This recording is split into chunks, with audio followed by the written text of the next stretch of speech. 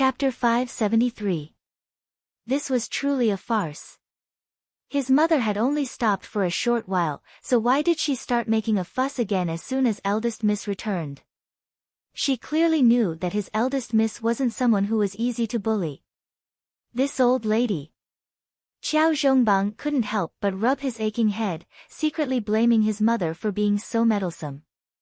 He had already investigated the matter of his younger son being beaten. It was indeed due to his parents' negligence in disciplining him that he deserved to be beaten and punished.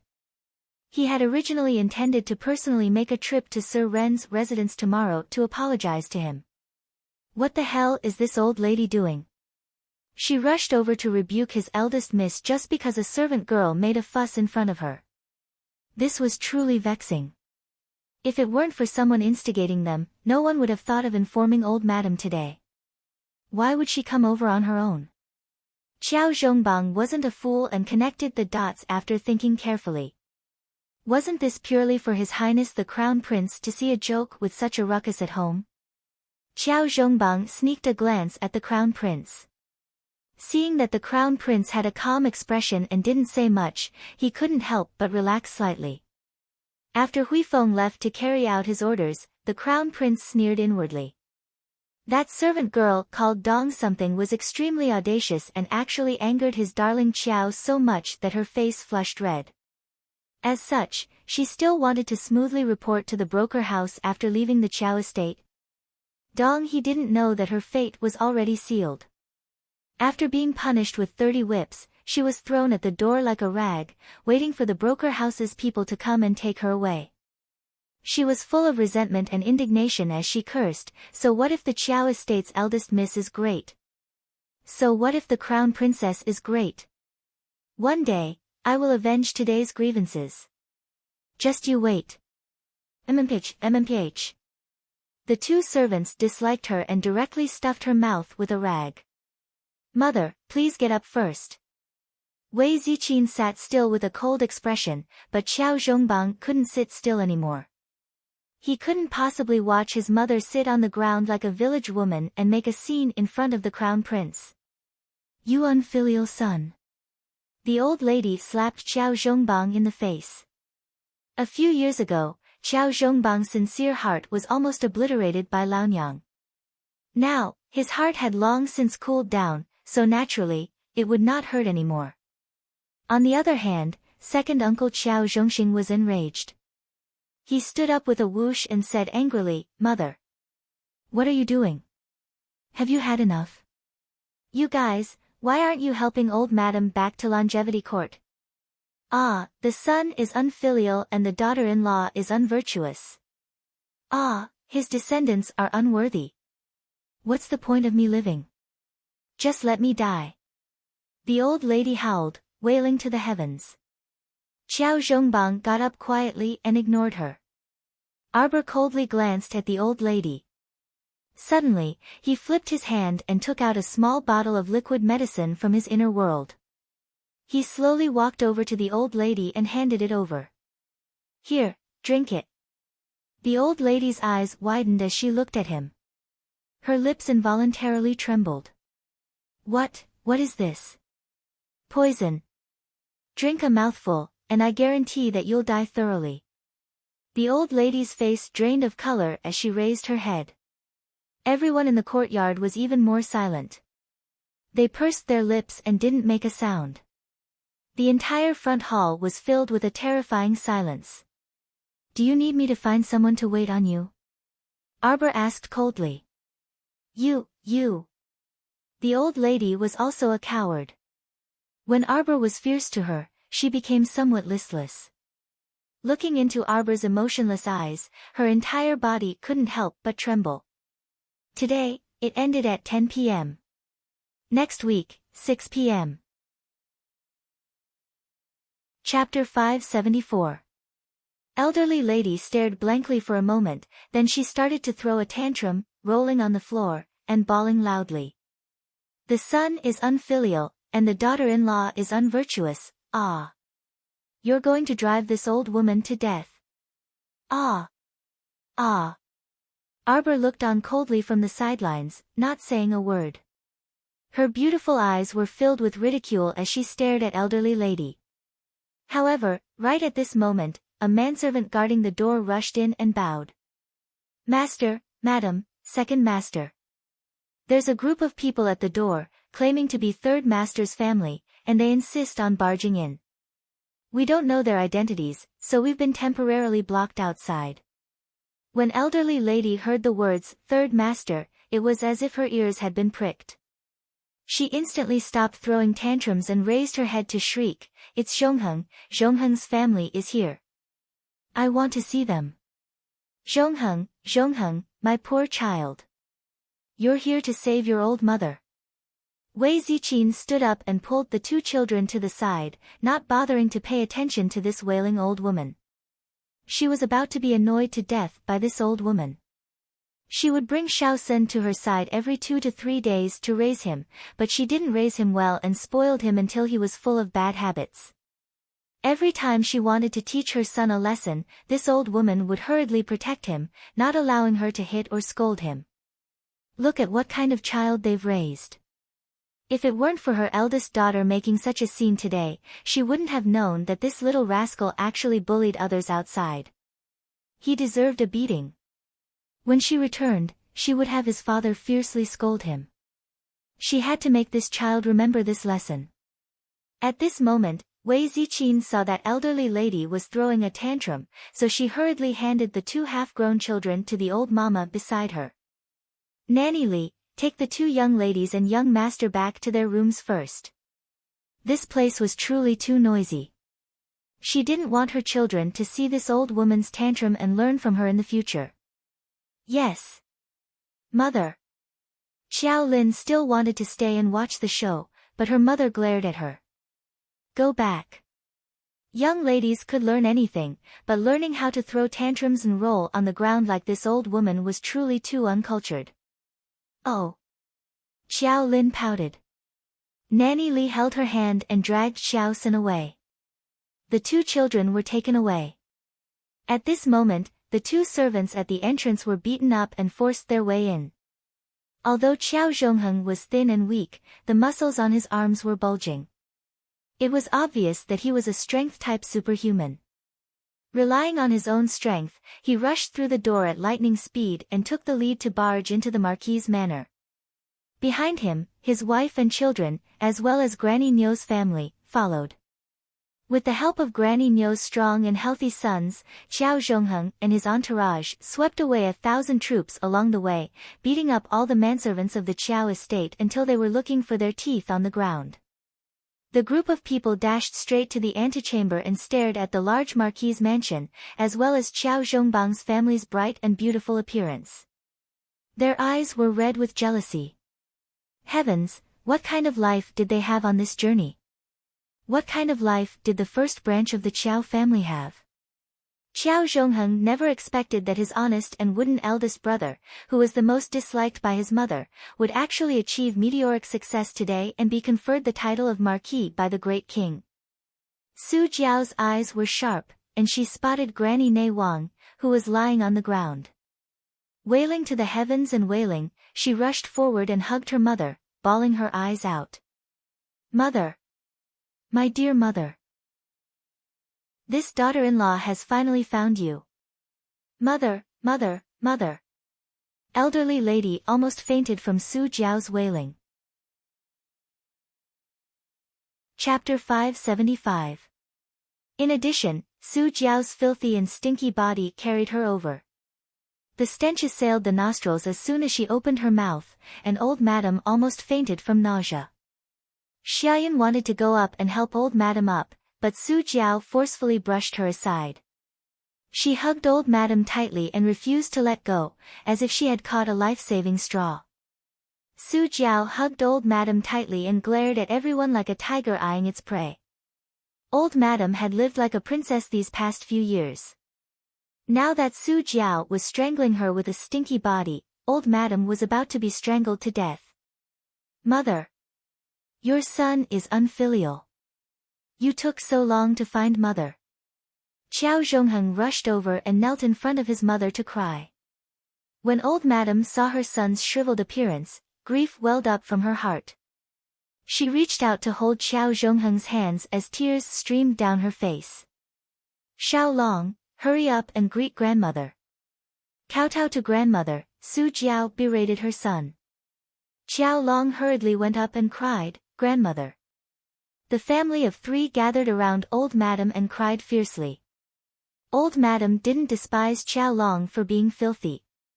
Looking at her plump grandson who had become as thin as a shriveled green bean, her heart ached so much that she almost fainted.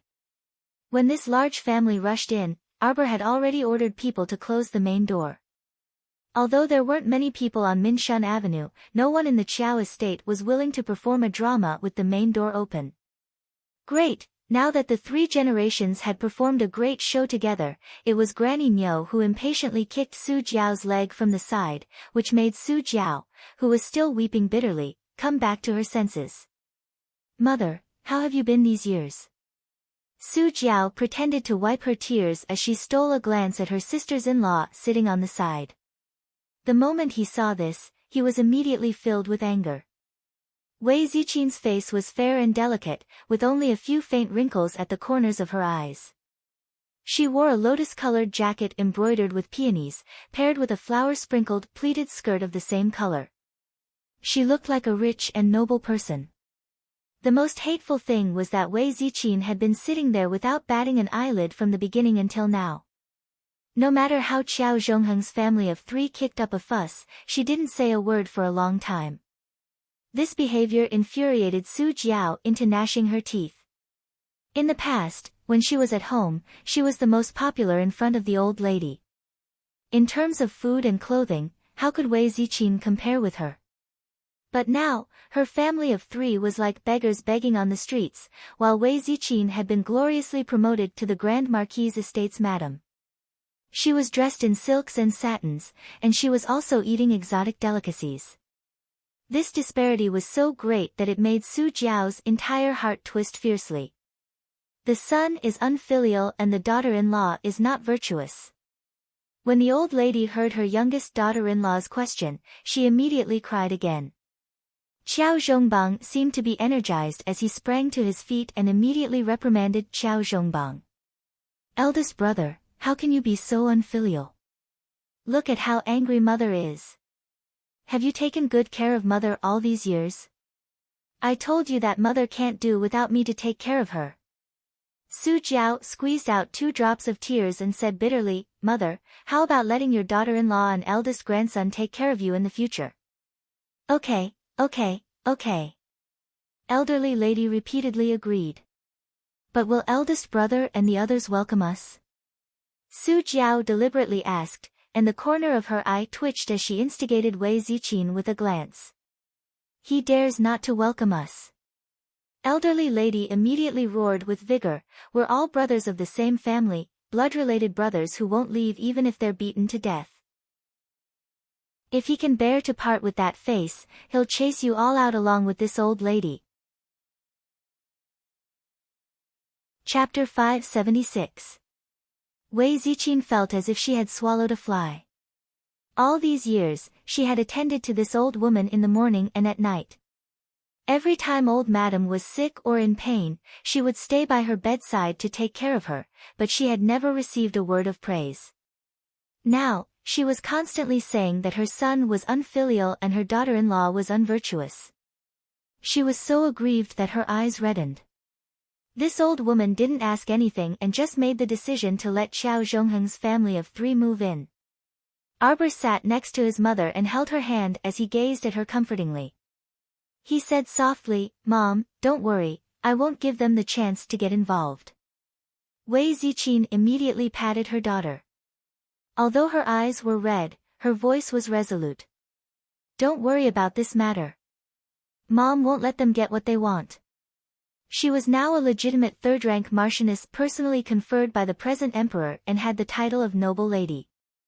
It was absolutely impossible for Su Jiao to bully her and use her as a stepping stone like before.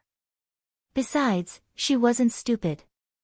Looking at today's situation, not only was Su Jiao's family delusional about moving into the Marquise estate, even Granny Niu's family, who had nothing to do with them, wanted to move in and reap benefits. How could she allow these rat droppings to come in and cause a great disturbance in the Chow estate?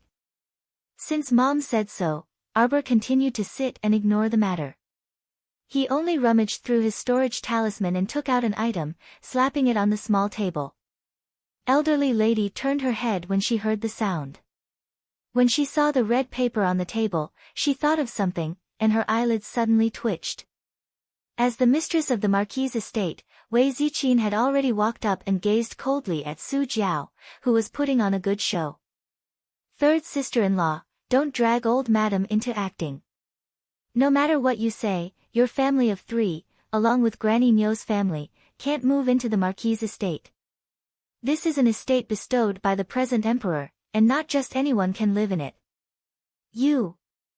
Su Jiao had already aged quite a bit from being exposed to the elements, and her face was even darker from anger now. She vigorously shook old madam's hand that was supporting her. Mother-in-law, look at what eldest sister-in-law is saying. She clearly doesn't want to acknowledge us as her relatives. Granny Qiao immediately trembled in anger. She turned around and pointed at Wei Ziqin as she cursed, vicious woman. Where do you want to send my son and grandson? You vicious woman. Do you believe that I will immediately ask Zhongbang to divorce you? The head maidservant by Wei Ziqin's side, Chunying, was so angry that her face turned red. She had seen how madam treated old madam all these years. It was a good thing to be considerate. Which family's daughter-in-law could do this? Even a lowly servant like her couldn't stand it anymore. Old madam, she was really an ingrate. Arbor coldly glanced at Xiao Zhongheng's family, who were jumping up and down. He picked up the piece of paper and walked to old madam's side. He supported his mother and said, Old madam, don't tell them that my mother is now a third-rank noble lady. She's also not someone that can be divorced just because some random person says so. I really don't believe what you're saying. Moreover, the family division document is written clearly. Do you want to look through it again and recall it? Old Madam Qiao was so infuriated by Arbor's eccentric tone that she fell backwards on the spot. Su Jiao made a big fuss as she supported old madam. She turned her head and angrily rebuked Arbor, eldest young miss, is it? After not seeing you for a few years, your words have become even sharper and more unkind. There's no place for you to speak when the elders are talking here.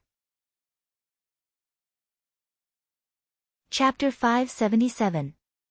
Arbor coldly glanced at Su Jiao, and a faint disdain surfaced on her stoic face.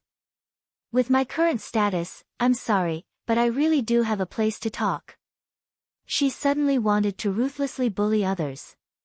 What should she do? It wasn't good to bully others. But facing these greedy and hypocritical faces, she really didn't want to continue enduring. Why should she let her mother suffer in front of these people? Could it be that if they endured, these people would be willing to let their family off? Su Jiao's expression abruptly changed. On the side, Qiao Long couldn't take it anymore and roared, You little bitch, you dare to speak to my mother like this? He rushed up and aimed a slap at Arbor's small face. In the past, Qiao Long was the entire family's ancestor. Who dared to throw a tantrum at him? Now that he entered the eldest branch's Marquis' estate and saw that the eldest branch's family, who could only wear cotton clothes and live in a rundown house, were all well-fed and well-fed.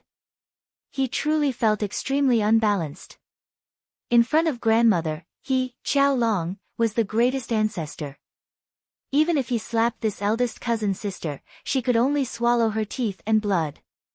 However, her hand hadn't even touched a strand of Arbor's hair when her face suffered a heavy slap. Impudent! Mo Yen flashed to Arbor's side and pulled her into his embrace. He bellowed angrily, his expression abnormally furious. He really didn't know that when Xiao Qiao was in the village, she was bullied like this. This half-grown brat dared to lay a hand on his Jojo at this time. It was evident that he was used to being unruly at home and being violent. He truly had a lot of guts. Immediately afterwards, the main door abruptly opened, and several dozen guards armed with sabers and swords rushed in. They surrounded Granny Nyo's family and Xiao Zhongheng's family of 3, and their sabers and swords flickered as they uniformly pointed their sharp points at the deathly pale Xiao Zhongheng and company. Xiao Zhongheng and company all looked emaciated and bewildered, but under the direction of so many sabers and swords, they could only raise their hands in surrender. He Tian led his troops to kneel in salute with a solemn expression. This subordinate greets the crown prince and crown princess. This subordinate failed to protect his master. The crown princess was shocked. Please punish me, crown princess. Arbor shook his head and motioned for him to get up. The eyelids of Xiao Zhongheng and the others twitched violently. They all wore dumbfounded expressions as they stared blankly at Prince Mo and their eldest niece, who were surrounded by people. Crown Prince? Crown Princess? What was going on? After they entered the city, they were like headless flies, trying to find out the whereabouts of the Qiao estate. However, they couldn't tell them clearly. The person who gave them directions didn't have good intentions either. He directly pointed them to the Marquis of Jiayuan's estate and said that it was the largest Qiao estate in the city. That person saw that they were dressed in rags and looked like beggars. In fact, he was just joking with them and deliberately wanted to brush them off. Who would have thought that he would really point them in the right direction? When he saw that Xiao Zhongheng's family of 3 were really relatives of the Marquis of Jiayuan's estate, the person who had been leading the way to watch a good show was so scared that his legs turned to jelly, and he had long since slipped away. Xiao Zhongheng and company went straight to the Qiao estate as soon as they arrived, so they didn't find out what was going on at all. They only knew that his older brother had been promoted and made a fortune, silently becoming a marquis. Xiao Zhongheng was very envious and thought that he had to bring his wife and children to live in the marquis's estate no matter what. No matter what, he had to cling to his big brother. When the time came, he might even be able to become an official. Now that the situation had suddenly changed, Xiao Zhongheng's family was scared out of their wits. Chapter 578. He Tian's furious shout was heard. A bunch of unruly commoners. Why aren't you paying your respects to the crown prince and crown princess when you see her? The family, including Granny Nyo's family, hastily knelt down and trembled like quails, not daring to make a fuss. The entire estate immediately fell silent. Qiao Long was enraged, and just as he opened his mouth to curse, bitch, Mo Yen's icy gaze swept over, her pair of phoenix eyes exuding a baleful aura. Slap him. Don't. He's a child. A child is insensible and speaks without thinking, please forgive him, your highness the crown prince. Seeing a eunuch walking over with a wide mahogany board, Su Jiao was scared out of her wits and hastily went up to protect her son. Speaking without thinking at such an age, that's your lack of upbringing as parents. Let him go. Mo Yen coldly said, punish him with 10 boards. Remember this in the future. Su Jiao howled and wanted to pounce forward, but she was immediately dragged away by 2 vicious soldiers. She screamed with reddened eyes as she watched Xiao Long being dragged away by a soldier to the side. The eunuch used the wide board to slap her son's mouth repeatedly. Xiao Long had never suffered such humiliation in his life. His mouth was hit again and again, and after the 10 slaps, one of his teeth fell out. He roared with a mouth full of blood, you little bitch, you really dared to hit me? Who do you think you are, you? You dared to treat me like this in front of grandmother? If I knew earlier, I would have strangled you to death back then. Su Jiao was so scared that her face was drained of color, and she frantically crawled towards her son while shrieking, Xiao Long, shut up, shut up. Overwhelming fury surged in Mo Yen's eyes, and she raised her hand to shout angrily, what are you still standing there for? You refused to mend your ways and spoke rudely against the crown princess. Drag them out and beat them to death. The Marquis of Jiayuan's estate instantly quieted down. However, that silence only lasted for a split second before it was immediately filled with Su Jiao's piercing wails. No. No. Su Jiao scrambled in front of Mo Yen and Arbor. She knelt and kowtowed, "Your Highness, please spare my life. Your Highness, please spare my life." When a child speaks without a filter, it is the foolish woman who has not been properly educated. When I return, I will definitely punish him severely and properly educate him. Your Highness, please spare his life. She looked up and saw Prince Embark pursing his lips and not saying a word. She quickly rolled over to Arbor, wanting to hug his leg. "Niece, miss, no, no, no, Crown Princess, Your Highness the Crown Princess. I beg you to spare your younger brother's life for the sake of the Qiao family's old master, who shares the same origin. I beg you, Crown Princess, Crown Princess." Arbor's face was cold. Mo Yen looked down at her and rubbed her head. She waved her hand impatiently and said, "Drag her out." Two soldiers immediately dragged Xiao Long to the front yard. Su Jiao's vision darkened, and she repeatedly begged for mercy, her head banging against the ground. Granny Nyo and company were so frightened that they couldn't make a sound. The young lady kneeling behind Granny Nyo was around 15 or 16 years old. She secretly looked up at the enraged crown prince with an intoxicated expression. Was this the current crown prince? He was so young and handsome, and he also had so much power and influence. Wei Mingli's maiden heart thumped wildly, and she was practically unable to shift her gaze away. Look, look, such a hoodlum and scoundrel eldest brother Wei's family could only kneel in front of His Highness the Crown Prince, not daring to utter a single word. Madame Nei's son, who was kneeling next to Wei Mingli, quickly tugged at her daughter and had her quickly lower her head. Chapter 579. Madame Nei's son was timid. In front of the Crown Prince, she was alarmed and scared when she saw her daughter staring at that person's face without any etiquette.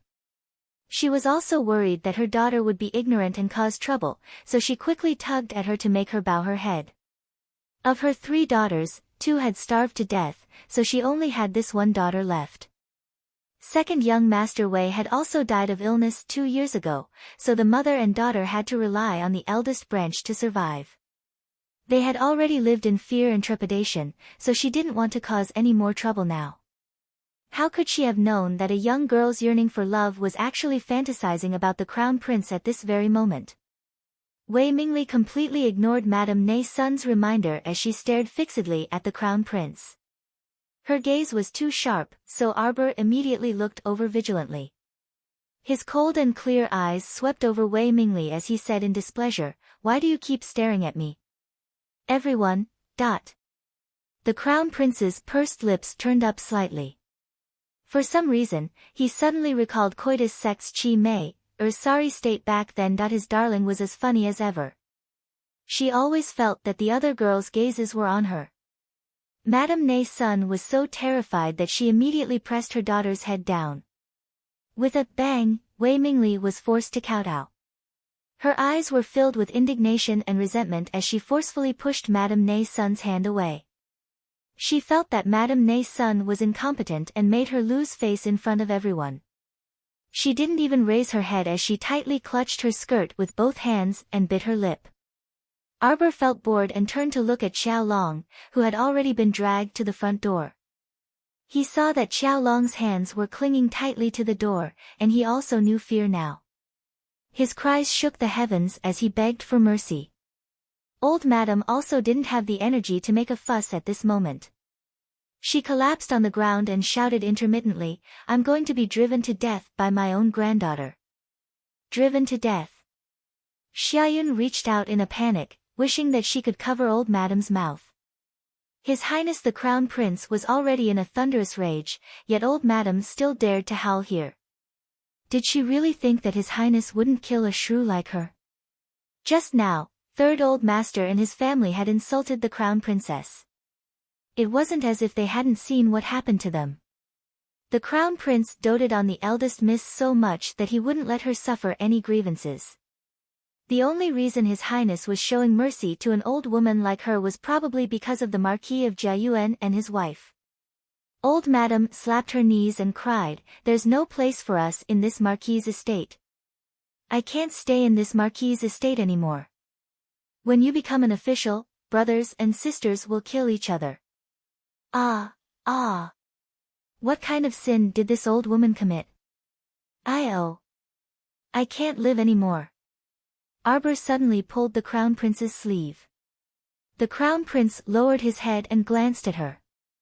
Seeing the impatience in her eyes, he immediately understood. He waved his hand and said, "Wait." The two soldiers then pulled Xiao Long over like a sack and threw him in front of the crown princess. Xiao Long's entire body trembled and he had already peed his pants in fright. When he fell to the ground, the smell of urine wafted out. Arbor reflexively shrank into Mo Yen's embrace and covered her mouth and nose with her sleeve, her eyes filled with disdain and contempt.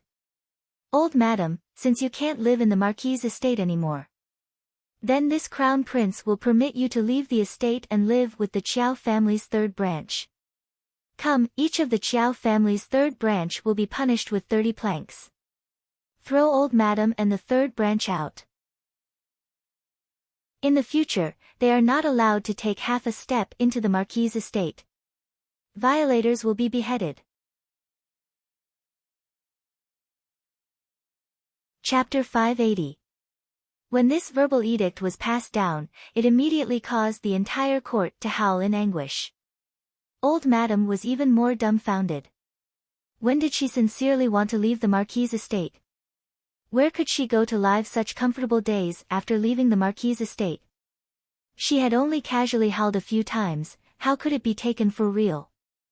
She had just moved from a small estate to such a large Marquis' estate and hadn't enjoyed enough of the good days, yet the crown prince actually issued a verbal edict for her to move out and live outside with her youngest son and daughter-in-law? How could she accept this? She wasn't leaving. Where could her old bones go? Seeing that old madam was about to shout, Su Jiao truly reacted quickly and used her dirty black hand to forcefully cover old madam's mouth. Only by bringing old madam along with her would she be able to stay connected to the eldest branch in the future. Otherwise, after being thrown out this time, how could she continue to maintain a relationship with the eldest branch in the future? Su Jiao wasn't stupid. On the contrary, she was very shrewd. She knew that as long as she held Xiao Zhongbang's mother in her hands, with that man's honest and considerate personality, there would be a day when he would give in. At that time, their third branch would definitely be able to return. Su Jiao pulled her son Xiao Long and her husband Xiao Zhongheng along as the family of three prostrated themselves on the ground and humbly kowtowed several times. Then, they were unceremoniously picked up by the soldiers and beaten 30 times each before being directly thrown out of the gate. Granny Nyo's eyes darted around, and she had just opened her mouth to call out, "Ziqin. I'm a cow from the same village as you." But she was immediately swept over by the crown prince's cold gaze, and she was so frightened that she swallowed back her bellyful of words and knelt on the ground with weak limbs. Where did this idle person come from and make a fuss? Throw them out. The crown prince coldly reprimanded. Immediately, 7 or 8 soldiers swarmed over like tigers and wolves. Without any courtesy, they swung their clubs at Granny Nyo's family a few times. Dragging the group of people who were making a fuss, they directly shoved and threw them out of the main door, rolling together with Xiao Zhongheng's family of 3. Yo yo yo. Granny Nyo stroked her old waist and cried out in grief. Due to the crown prince's terror, she didn't dare to curse out loud and could only grumble in her heart. What an unlucky year. They originally wanted to follow Su Jiao's family into the Marquis' estate to enjoy themselves, but they didn't expect Su Jiao's family to be so incompetent that they actually angered the current crown prince and were directly swept out the door. Oh, Granny Nyo is so angry, so angry. Wei Mingli was screaming madly in her heart. She was a young lady in her late 20s, yet she had been grabbed and thrown out of the door by those ferocious soldiers just now. Her reputation had been swept to the ground, and there was nothing left of it. It really made her heart shatter into pieces, and it was unbearable. The cold-looking crown prince glanced over with a terrifying gaze, causing everyone present to shut their mouths. Wei Mingli's heart was restless, as if a cat had clawed at it. She cast a jealous and hateful glance at the Marquis' estate's tightly shut main door, her heart filled with unwillingness. "Grandmother, are we just going to be kicked out of the house like this and not do anything?" Wei Mingli twisted her sleeves and bit her lower lip, her words full of unwillingness. Her mother, Madame Sun, was shocked. She raised her hand and slapped her heavily on the back. "You're asking for trouble. How dare you spout nonsense? You were truly too audacious just now. You actually dared to stare at His Highness like this? Aren't you afraid of angering His Highness and beheading you all at once?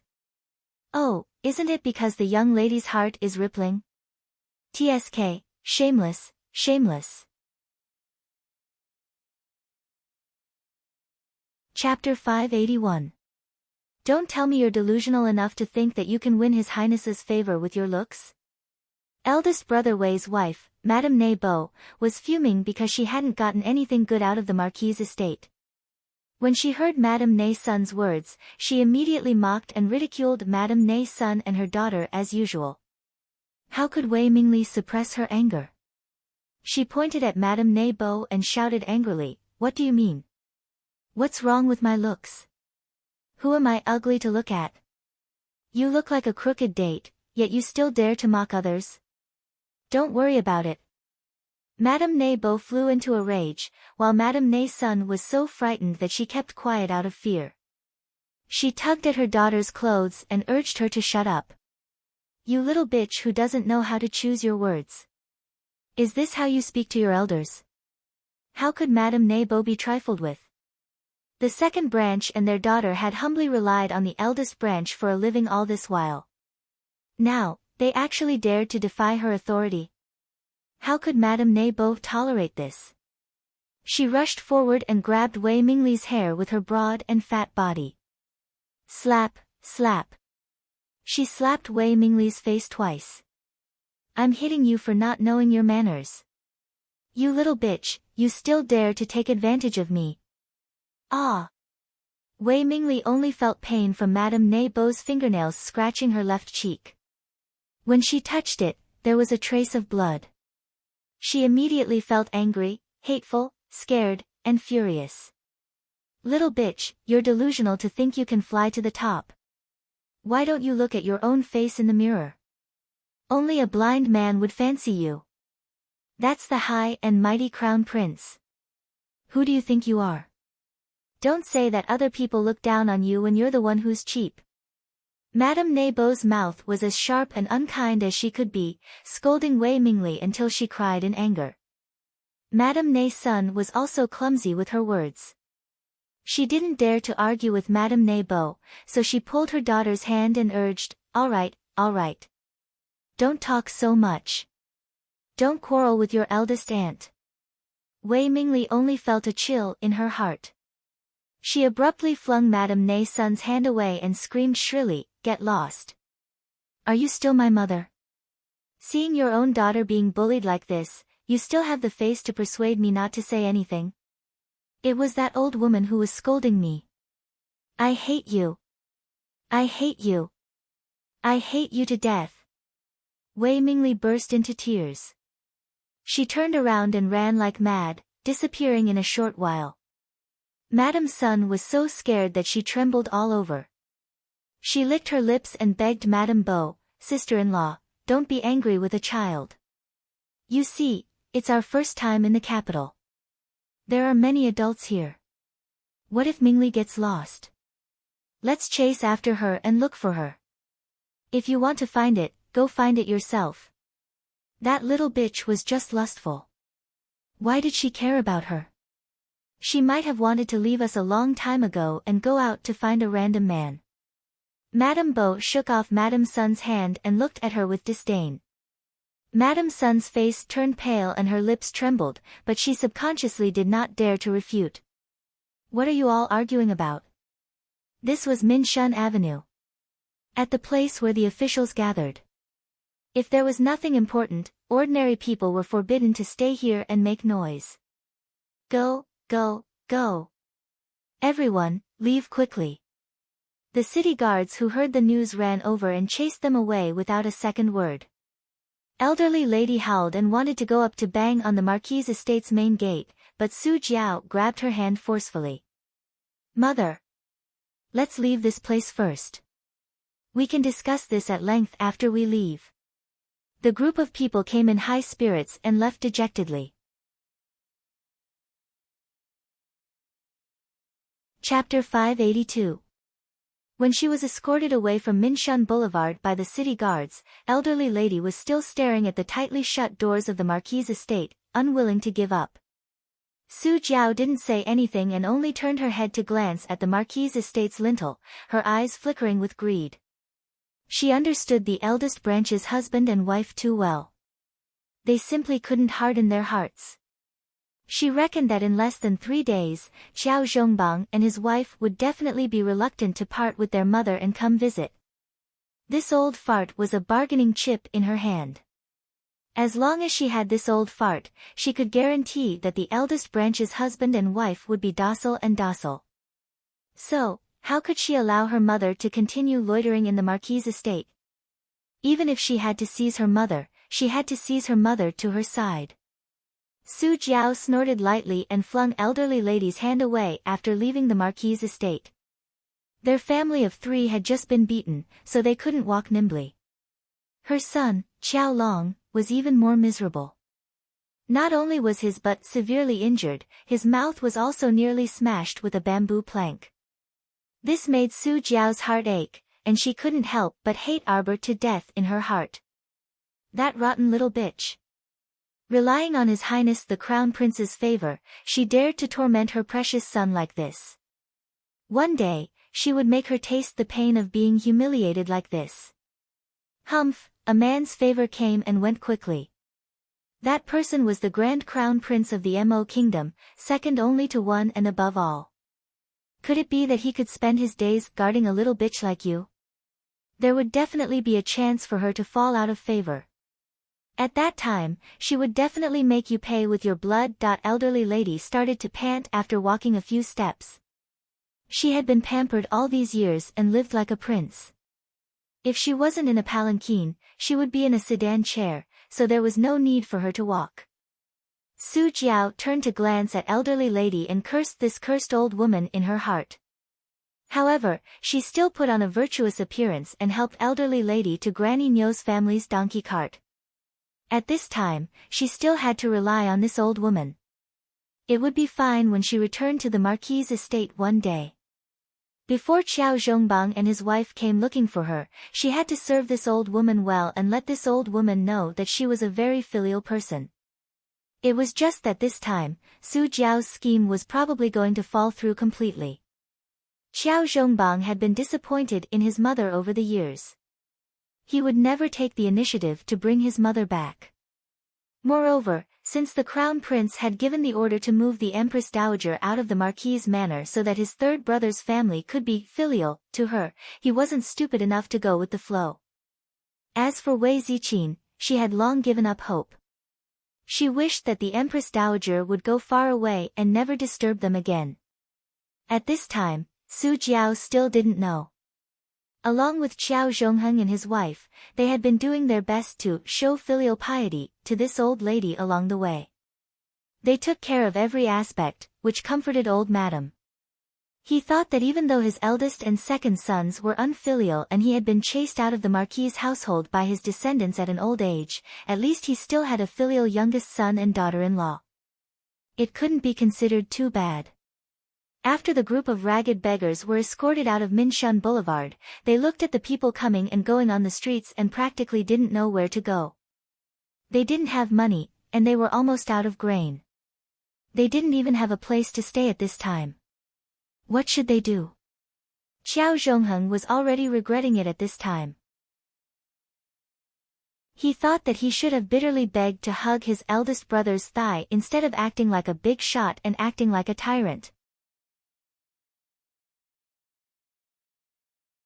Chapter 583. As for Wei Mingli, after she impulsively ran away from Minshan Avenue, she ran madly along the road. As she ran, she started to regret it. The road ahead was boundless, and she didn't know where to go. Wei Mingli dazedly looked at the unfamiliar faces coming and going, and her footsteps gradually slowed down. Suddenly, she was knocked over by a passing carriage, and her entire body crookedly fell to the ground. She didn't feel the ice-cold ground in her impression, and instead threw herself into a warm embrace filled with ambergris. "Miss, are you all right?" A man's voice sounded beside her ear. Although it wasn't as magnetic and pleasant as His Highness the Crown Prince's, it was still passable. Wei Mingli looked up and met a pair of slightly swollen large eyes with thick eyebrows. The man's face wasn't the slightest bit handsome and could only be considered regular features. It truly couldn't compare to His Highness the Crown Prince, who had slightly raised phoenix eyes and a gorgeous appearance. Wei Mingli couldn't help but be taken aback. Why did she link everything to the Crown Prince? Her small face couldn't help but blush slightly. Could it be that she really was a young girl in love? "I've startled Mississippi." The man's gaze flickered as he looked at Wei Mingli, and he extended his hands to help her up from the ground. Wei Mingli was a bit embarrassed by the other party's scorching gaze. Although she came from the village, she was still a young lady in her late 20s. She was a bit shy from the man's gaze, and her neck drooped. Just as Granny Nyo, Su Jiao, and the others were searching the streets for a place to stay, the Chiao family in the Marquis' estate finally had a harmonious and beautiful reunion dinner.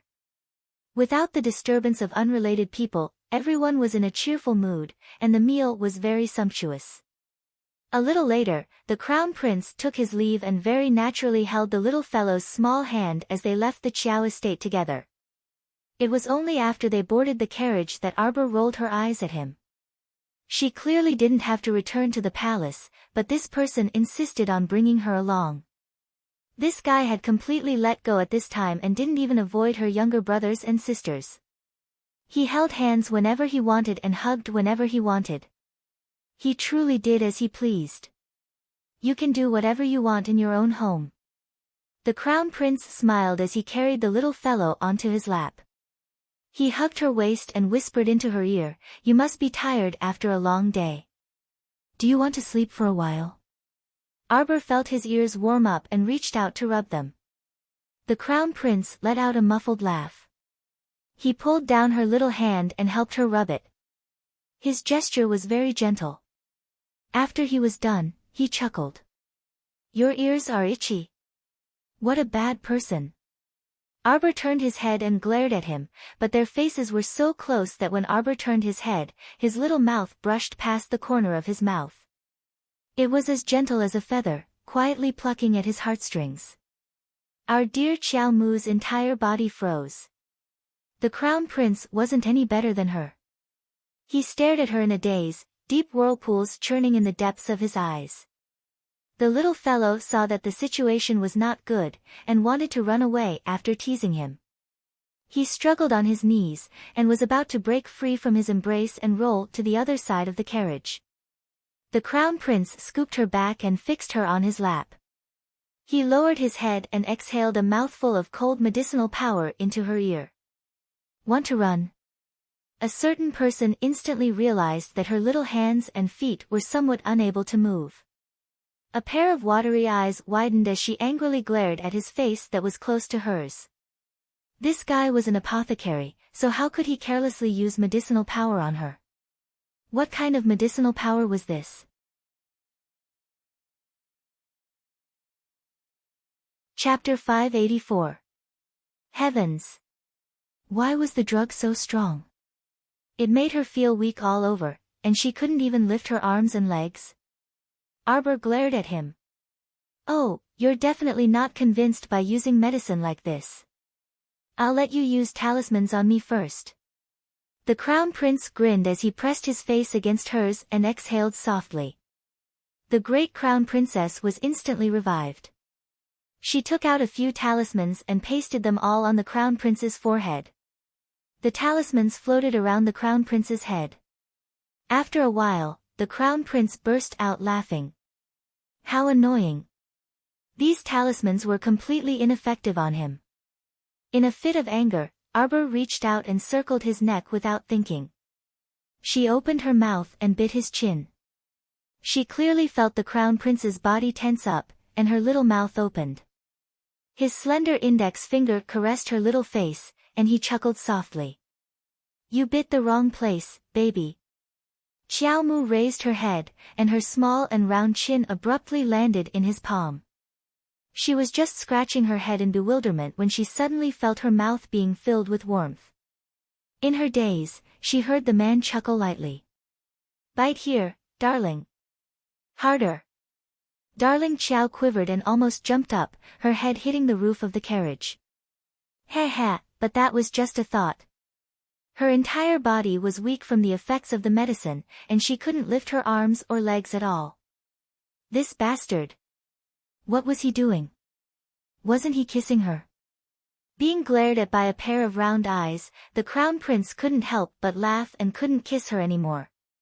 He scooped her into his arms. You keep staring at me. Do you still want to bite me? Here, I'll let you bite. Arbor. This baby suddenly doesn't want to talk to you anymore. If you don't want to talk, then I'll continue kissing my baby. The crown prince moved closer to her little mouth. Our dear Xiao Mu raised her hand and pressed it against his chest. Only then did she realize that she could move her arms and legs. Wah, this bad guy. One moment he could make her move, the next moment he made her unable to move. He was so annoying. She tugged at his long hair angrily. Didn't you say that it was just a title and nothing else? He revealed his wolf's tail so quickly. Wasn't he afraid that she would bite him?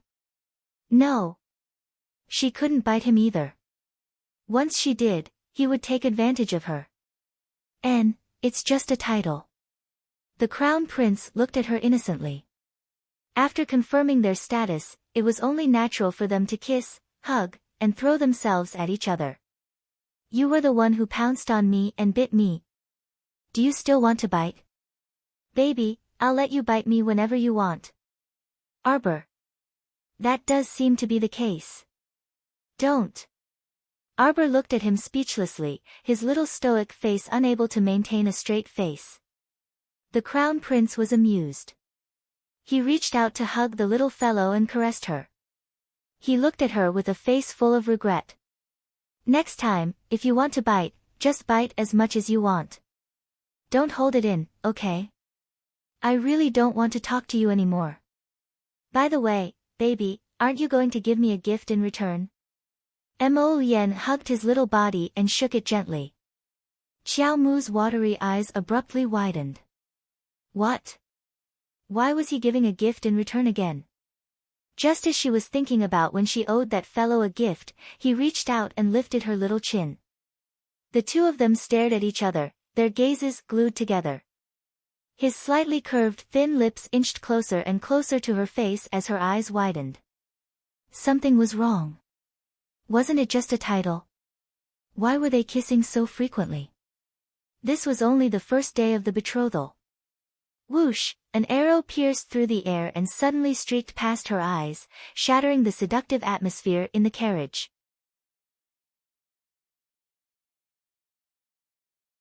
Chapter 585.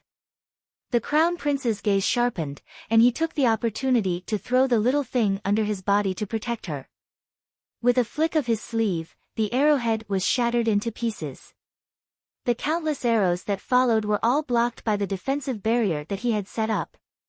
Whistling sounds came from outside. He Tian's group of soldiers had already started fighting with the black-clothed men swarming in from all directions. Arbor lifted her little head from his embrace and saw that his thin lips were tightly pursed. His eyes were sharp, and his expression was tainted with a trace of killing intent. It was obvious that he was extremely furious. Mo Yen. She couldn't help but call out. The crown prince lowered his head and lightly pecked her pink, moist lips. Don't be afraid. Wait for me to kill them. A bunch of blind idiots. They actually dared to disturb his beautiful moment of tenderness with his wife in his arms. They all deserve to die. Arbor pursed her little lips and thought, how can you tell that this baby is afraid? As they spoke, Another storm of arrows flew over like thunder, striking the defensive barrier with a pitter-patter. The entire carriage was covered by the defensive barrier. Other than the first arrow that passed through the curtain, the rest were blocked. The carriage was not damaged at all. Mo Yen couldn't help but feel a little gloomy. It was all his fault for being so engrossed in holding the little fellow that he didn't notice that someone had set up an ambush at Huabei Gate. At this moment, the commotion outside Huabei Gate had already alarmed a group of patrolling Imperial Guards. A large group of soldiers was rushing over at top speed. The Crown Prince tightly pursed his lips and scooped up the little fellow's body. He swiftly darted out of the carriage, and a fierce look flitted across his phoenix eyes. In an instant, all the hundreds and thousands of arrows that were shooting towards the two of them stopped in midair and started to vibrate slightly, along with a light gurgling sound. The hundreds and thousands of arrows abruptly turned around and flew towards the roofs where the ambush was set up. Ah! Ear-piercing screams continuously sounded, accompanied by black shadows falling from the roofs. Arbor turned to look at He Tian and the others who were fighting with dozens of assassins. With a wave of her little hand, a handful of talismans appeared in her hand. The intermediate blue stun talisman was scattered in the wind. It was aimed at the group of black-clothed assassins. From the activation of the talisman to the stun, it was almost done in one breath. It was as if the man in black was drunk. His footsteps were unsteady as he swayed back and forth. He couldn't even hold the sword in his hand. When He Tian and the others saw this, they immediately took the opportunity to kill the assassins. One of them saw that the situation was not good. He turned around and was about to escape. But, he was hit in the chest by a flame. Ah! He screamed. Then, he fell to the ground. His head heavily knocked on the thick stone floor. At this moment, the patrolling Imperial Guards had already arrived. When they saw that it was the Crown Prince who had been attacked, they were all scared out of their wits and knelt down to accept their punishment. He Tian rushed over and knelt down on one knee. "Your Highness, I have failed in my duty. I didn't notice the assassin's ambush." Mo Yen waved her hand at him and said, "They've taken some medicine to hide their scent. Bring some people over to take a look and clean up the archers on the roof." "Yes." He Tian paused and asked, "Do you want to leave them alive? This prince knows who did it." Mo Yen curled her lips and shook her head noncommittally. "Clean it up." "Yes." He Tian led a group of Imperial Guards to clean up the mess where the archers were lying in ambush. Mo Yen held Arbor's little hand and walked to the black-clothed man who was rolling on the ground and clutching his chest.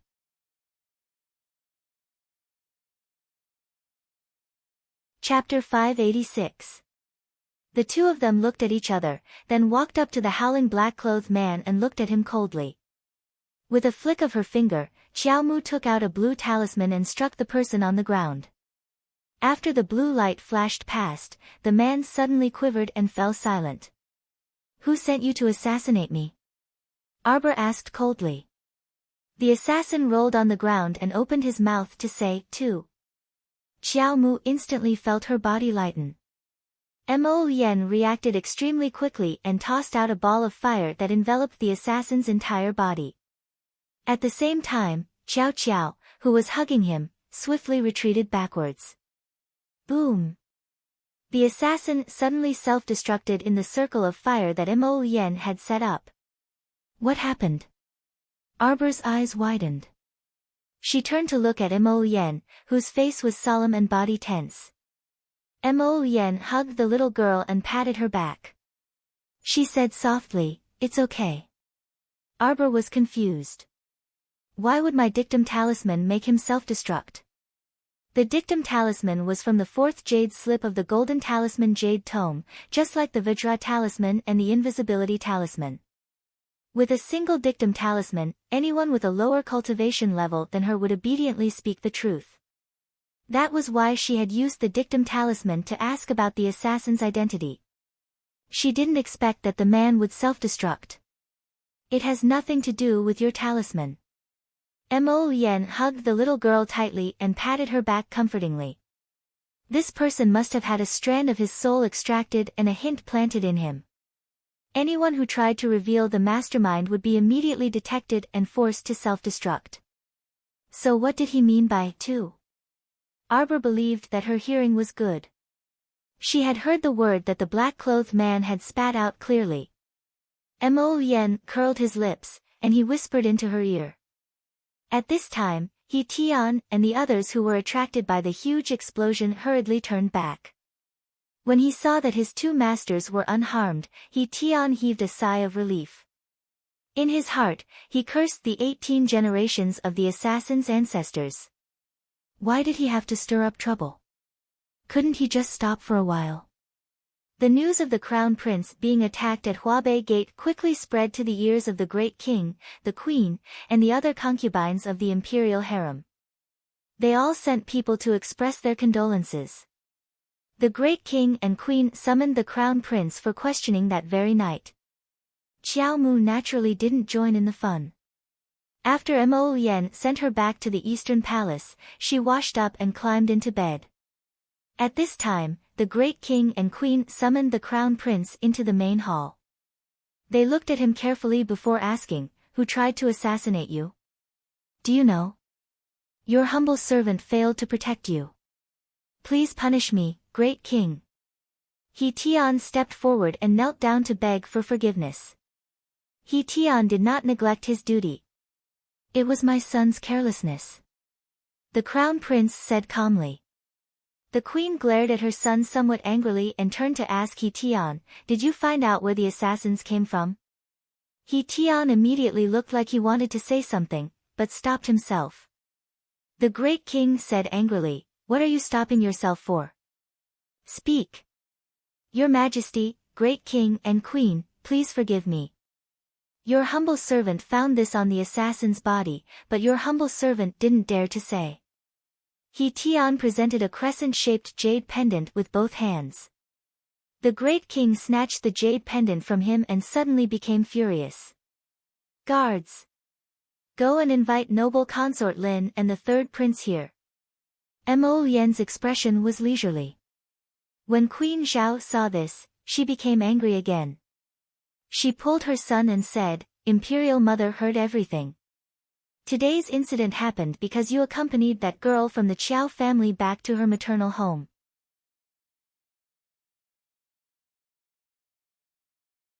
Chapter 587. When Mo Lien heard this, he was immediately unhappy with his mother's disdainful tone. "Imperial mother, what Qiao family's lass? That's your son's daughter-in-law. The crown princess that imperial father personally conferred upon her." The great king's mouth twitched at the side. He hated that he couldn't go up and give this son a slap on the back of his head. He was such a swindling brat all the time. Was he willing to issue this imperial edict? Ah! That was because he was threatened and forced. That day, the words that this damned son said to him in the imperial study, if he said it out loud, his mother would be angered to death. On account of their relationship as husband and wife, he was too embarrassed to tell Queen Zhao that her son was such a swindling person. In the end, the great king was infuriated when Queen Zhao received the news early this morning. She rushed to his study and angrily scolded him. At this moment, the great king was still suppressing a bellyful of anger. He didn't have a single day of rest. Was this something that couldn't be said? She only said one sentence about that Qiao family's lass, and her son immediately jumped out to defend her. The queen's long, shapely eyebrows shot up as she jabbed her son's forehead with a finger. "Mother hasn't said anything about you yet. You and your imperial father rashly issued an imperial edict to that Qiao family's lass. Do you still have me, your mother, in your eyes?" Queen Zhao was really about to be angered to death. On her end, she had been very enthusiastic and had been helping the crown prince choose the young misses from various manors. Alright, on this end, her husband and son didn't say anything.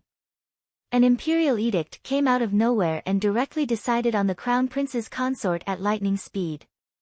The key point was that she had never seen this crown princess from beginning to end. She also didn't know what her character was like. In her heart, she had two good candidates for the crown princess that she liked. Now, it was all ruined by this father and son pair. Imperial Mother, your son naturally respects you very much in his heart. Mo Lien was all smiles as he helped his mother to the side to sit down. But your son's daughter-in-law is also very, more, important. If your son can't marry this daughter-in-law, your son will have to be a bachelor for the rest of his life. The great king picked up a book and threw it at the back of the crown prince's head. This unfilial son. He really dared to shoot his mouth off in front of his mother. He did not even mention such shameless words in front of his queen. As expected, Queen Zhao widened her eyes in shock. She looked her son up and down, as if she wanted to see if he was telling the truth or not. Mo Lien tilted his head and dodged the book that his father threw at him. He looked at his mother innocently. Queen Zhao saw that his expression was exceptionally serious, and she was completely curious about that girl from the Qiao family. In Queen Zhao's heart, her son was the most outstanding child in the entire kingdom. There was no girl in the world who could match up to her outstanding son. In the past 20 years, he had never seen him care so much about any woman around him. This crown princess, not to mention that his son had begged for her, why was he so protective of her? How curious. In short, you put yourself in danger for that girl from the Qiao family. Mother is not happy. Queen Zhao said in dissatisfaction, tomorrow night at the palace banquet, you should let mother see that good wife of yours, right? Mo Lien nodded and supported Queen Zhao as she said, Mother, my wife is still young. When the time comes, don't scare her. Your son only has this one daughter-in-law. If you scare her away, your son will have to be a bachelor for the rest of his life. Queen Zhao was both anxious and angry. She jabbed her son fiercely. You child, you talk nonsense all day long. The great king also glared at the crown prince in annoyance. Just then, they heard an announcement from outside. Great king, noble consort Lin and the third prince have arrived. Tell them to get their asses in here. The great king roared angrily.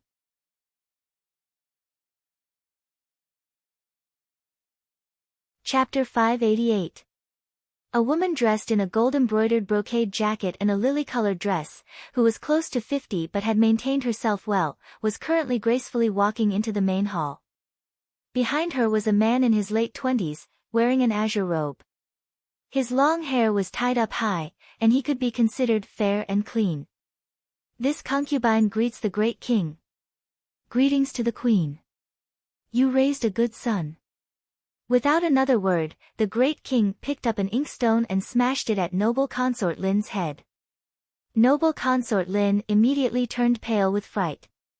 She abruptly prostrated herself on the ground and trembled as she asked, May I know why the great king is so angry? Smack! The inkstone smashed at noble consort Lin's feet, scaring her so much that she paled. You still have the face to ask us. The great king paced back and forth on the steps, stamping with rage as he said, Why don't you go ask your good son? Third son Mo Teng immediately knelt down and repeatedly cried out for injustice, Royal father, royal father. What exactly did son do? Why are you treating royal mother like this? Is this yours? The great king picked up the crescent-shaped jade pendant from the table and threw it at Mo Teng's face with a smack. We remember that this was a present your royal mother gave you in public on your 10th birthday. Is this the one? It's even engraved with your Teng character on the back. Mo Teng's face was filled with panic as he hurriedly cried out, Royal father, why is this jade pendant here? I already lost this jade pendant 2 days ago. Royal father is wise. How could the great king believe his nonsense? He stepped forward and kicked his son to the ground. You disgraceful thing. Of all times, it fell on the assassin who tried to assassinate your 6th brother. Do you think we're easy to fool? Mo Teng's eyes widened in horror. He naturally also received news of the Crown Prince's assassination attempt at Huabei Gate, and at that time, he even rejoiced in his misfortune in the palace. He didn't expect that this inexplicable fire would burn him all of a sudden. What was going on? He didn't do anything. This jade pendant really had already disappeared 3 days ago. How would he know how this jade pendant would appear at the scene of the Crown Prince's assassination attempt? Someone must have framed him. Father. The unlucky Prince Mo Teng shuffled a few steps on his knees and hugged the old great king's thigh with tears streaming down his face. He cried bitterly, "It's really not a son. Your son can swear to the heavens that if I really send someone to assassinate sixth brother, I will be struck by lightning and die a horrible death. Imperial father, think about it. If it was really his son who sent someone to assassinate his sixth brother, how could he leave such evidence at the scene? Ah, Imperial father. You have to believe me. I have never done such a thing." The Crown Prince glanced at the unlucky third prince and sighed. "Father, I also believe that this matter was not done by third prince." The third Prince Mo Teng simply couldn't believe his ears. His younger brother, the Crown Prince, who was rumored to be like a spring breeze on the outside but was actually extremely cold and heartless on the inside, was actually pleading for him today. The old great king kept a straight face, a hint of disdain hanging from the corner of his mouth. He moved his leg and pulled it out of Mo Teng's embrace. "There's no proof for this matter. I will send people to investigate thoroughly. From today onwards, stay in the third prince's estate and don't come out until the truth comes to light." Noble Consort Lin immediately collapsed to the ground and repeatedly cried, "Your Majesty, the third prince is innocent, Your Majesty. Your Majesty." The great king didn't want to listen anymore and instead angrily rebuked Noble Consort Lin, "You're also grounded for 3 days. Properly reflect on what kind of son you taught."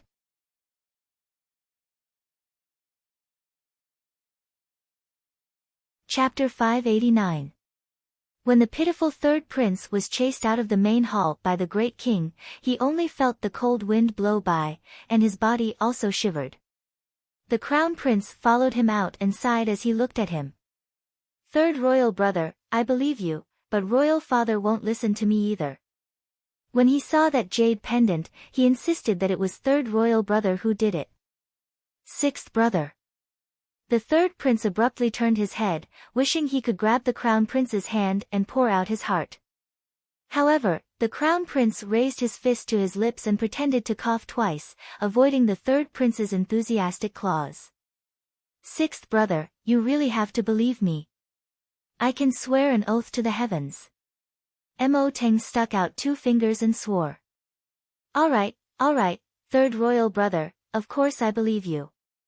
The crown prince hastily interrupted his string of swearing, cursing him inwardly for being annoying. "Can't you let me finish speaking?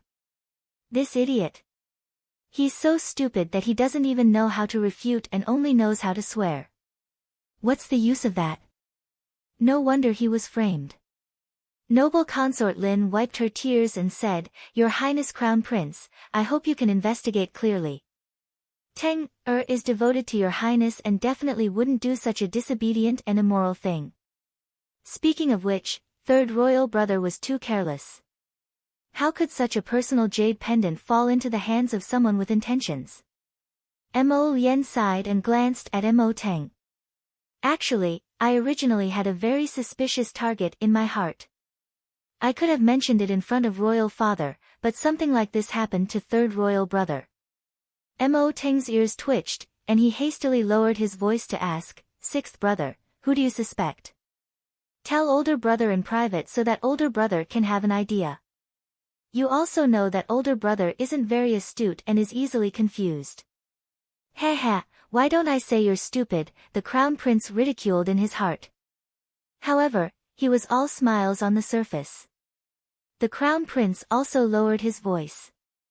The 2 brothers leaned their heads together and whispered, "Third royal brother, actually, I feel that second royal brother is extremely suspicious. I also have a clue in my hands that points to him." Who knew that third royal brother's jade pendant would fall at the scene of the assassination? I can't help you explain yourself to Imperial Father. Mo Ting's face instantly turned green, and he smacked his thigh as if he had thought of something. He hurriedly said to the Crown Prince, "Sixth brother, elder brother thought of something, so I'll return to the estate first." Watching noble consort Lin and the third Prince Mo Yen leave in a huff, Mo Yen muttered to herself, "Who has the time to play this kind of little game with you?" He didn't even have time to accompany his wife. This bunch of crooked melons and cracked dates, looking for trouble for him. He'll just let them fight amongst themselves. Your Highness, is the second prince planning to do something? Huifeng whispered as he followed behind the Crown Prince. Why not? I let him assassinate me for nothing. Our dear Mo Yen was filled with anger when he recalled the seductive scene that was interrupted inside the carriage. Seriously, this second prince was tired of living. Since he dared to play assassination with him, then he'll find more people to play with him to his heart's content. Didn't you say a while ago that a downtrodden royal grandson of West Chiu Kingdom fled to the second prince's estate? The Crown Prince waved his hand at Huifeng and instructed him. Huifeng's mouth twitched, and he nodded repeatedly before leaving to carry out the order. His master was digging a grave for his second highness. But who told his second highness to be so blind? Your second highness, you're on your own.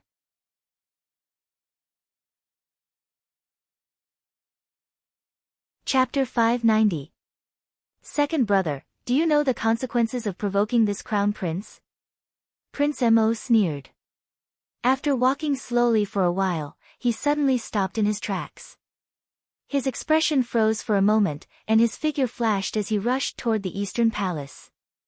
She hadn't entered Paradise Planet to take a look for several days. Ever since that day she tracked the poison-tailed butterflies and got rid of a poison master, she had Sapling move all the poison-tailed butterflies into Paradise Planet. Now that she wanted to take a look, she had Sapling bring her into Paradise Planet. Chio had specially opened up a separate poison garden for her, and even moved some of the poisonous flowers and herbs in the original medicinal field into that poison garden, completely separating it from the medicinal field. Now that she was strolling in the poison garden, she saw a group of colorful poison-tailed butterflies fluttering in the medicinal field. An enormous black shadow suddenly descended, flapping its wings as it flew toward her. Looking closely, the giant butterfly in front of her had already transformed into a human, with a pair of long and beautiful dark blue wings on its back. In the middle was the figure of a little loli. This was the strange creature that had swooped down from the sky when she wanted to leave the Poison Master's courtyard that day. The queen of the poison-tailed butterflies had named her Xiao Xiao. Speaking of which, that pygmy poison master probably couldn't find peace in the underworld.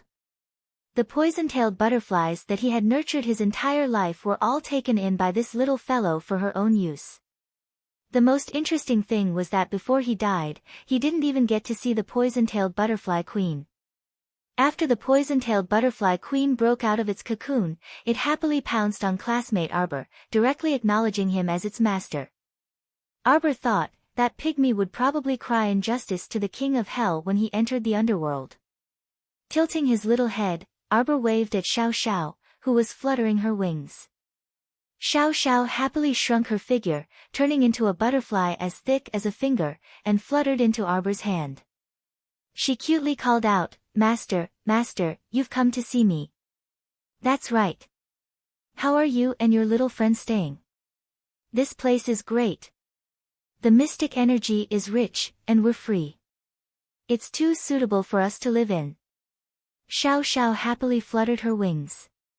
"That's good." Arbor knew that her Paradise Planet was a good place to live, and the little fellows definitely wouldn't be dissatisfied. She was just asking casually. She stroked Xiao Xiao's wings. "Xiao Xiao, send some butterflies out with me. I want them to go somewhere to scout for information." "Yes, Master."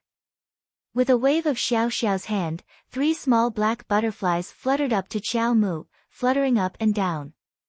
"Master, Xiao Xiao Xiao Xiao, Master," she said. "If there's anything you need, just tell them and they'll do it. Xiao xiao xiao xiao xiao xiao. Xiao Mu nodded. Although her small stoic face was expressionless, the sapling Qiu could tell that its little master was still very happy. Master, master, I can also go out.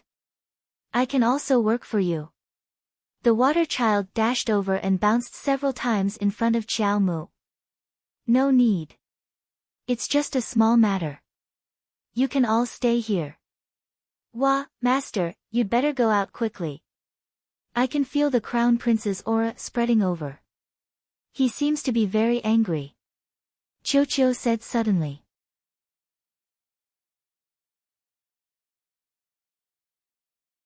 Chapter 591.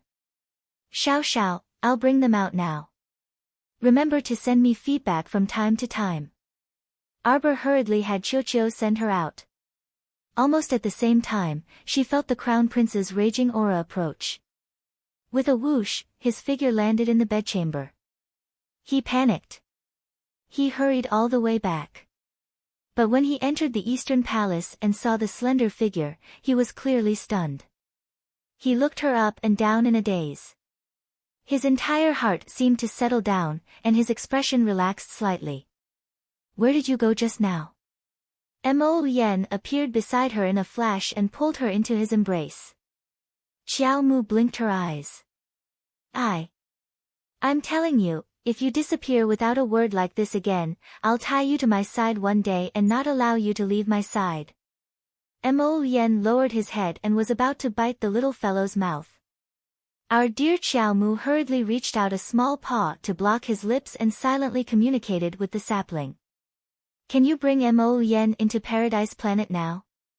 No, no. Last time, Qiu was almost exhausted from bringing in so many living creatures from the outside world. The Crown Prince is such a big person. Let's wait a while. Arbor's eyes curved suspiciously. Only one person. Last time, you brought in so many butterflies, but they were fine.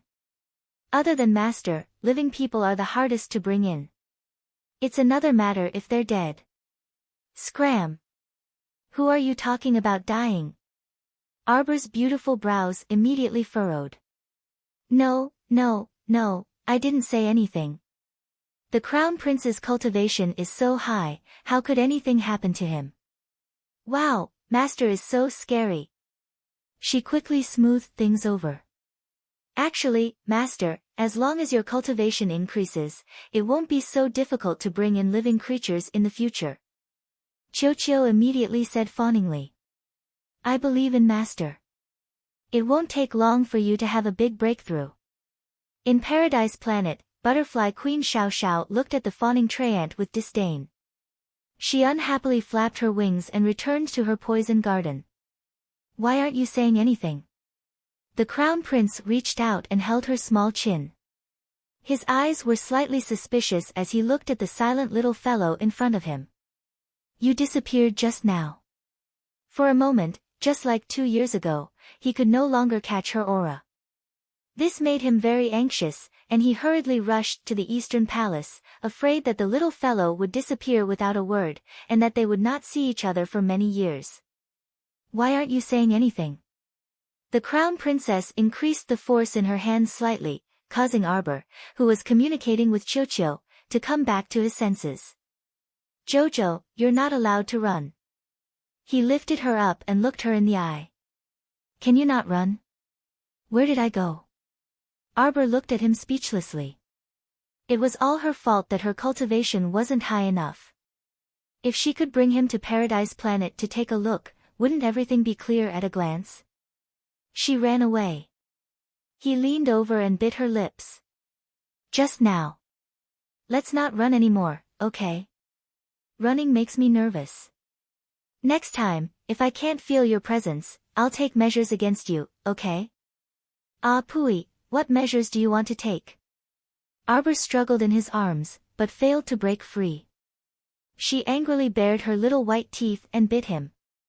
The Crown Prince, this shameless person, hurriedly adjusted his position and said with a smile, Come, don't bite the wrong place. The two people's 4 lips met.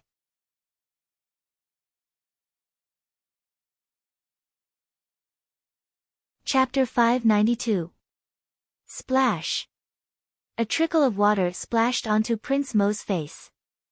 Arbor's little finger was encircled by a ring of clear spring water, glistening and flowing back and forth between her fingertips. At this moment, the handsome and otherworldly Crown Prince Mo was looking at her in bewilderment with a head full of water, his long hair dripping wet. This appearance. Arbor couldn't help but snicker, and then burst out laughing. Mo Yen looked at her in a daze for a while, then suddenly hugged her tightly and said excitedly, "Jojo, Jojo, you smiled at Jojo. Look at this fool, was it worth it to be so happy just because she smiled?" He wanted to grab her and fly up. Arbor reached out a pair of little claws and rubbed his wet face, a faint gentleness flashing through her big eyes. "You're wet, go take a bath." "Okay, then you should sleep early. Don't worry about the palace banquet tomorrow night, I'll go with you." Prince Mo rubbed the little fellow's forehead. Arbor snorted. "I'm not worried at all. It's others who should be worried. If someone is blind enough to provoke me, I'll help you hit them back." Prince Mo immediately agreed without any restraint. Arbor pursed her watery lips, her eyes shining brightly. She poked his chest with a finger. "I'll hit them myself." Okay, hit them yourself. My Jojo is so powerful, you definitely won't be at a disadvantage." Prince Mo flicked his sleeves, and the water on his body was dried by an invisible fire. He placed her on the bed, held her little hand and asked, "What was that just now?" "It's the power of the essence water that I fused with." Arbor tilted her little head to look at him. "It's just that my cultivation isn't high enough now, so I can only control this much water." "Very good." There was a hint of a smile in the Crown Prince's eyes as he rubbed her head. "You've yet to break through to the spirit realm, but you already control the most powerful water spirit, the Holy Spirit water that can crush 9th level spirit water. When you break through to the spirit realm, you'll naturally be able to use it with ease." 9th layer spiritual water. Arbor had never heard of it before and was curious. That's right, 9th layer spiritual water. When breaking through to level 15 Great Mystic Cultivator Realm, as long as one can comprehend one of the 5 spirits, they can enter the spirit realm. The Crown Prince explained, but normal mystic cultivators can only comprehend the 1st to 5th levels of the 5 spirits. Those who were able to comprehend the 6th level of spirit fire and water were all extraordinarily talented individuals within the spirit realm. You have surpassed the comprehension of the 9th level of spiritual water. I didn't comprehend anything. I can use the power of water after fusing with the essence water. The little fellow's explanation made a certain Crown Prince's mouth twitch. Yes. My Jojo is amazing. The Crown Prince laid her down and covered her with the blanket with a grin. He leaned over and gently kissed her forehead. "Go to sleep." "Where are you sleeping?" Arbor suddenly asked. "Are you keeping me?" The Crown Prince was startled, and a mischievous smile immediately surfaced on his lips. "The bed is quite big, so we can squeeze and sleep together. Pretend I didn't say anything." Darling Qiao pulled the blanket over her little head and shrank inside, wrapping herself into a cocoon. The man chuckled softly and reached over to pull the blanket over her, insisting on pulling her little head out of the blanket. All right, hurry and sleep. Don't suffocate yourself. Be good, okay?" Chirp. Receiving a kiss on her little face, the little one muttered and turned her face away.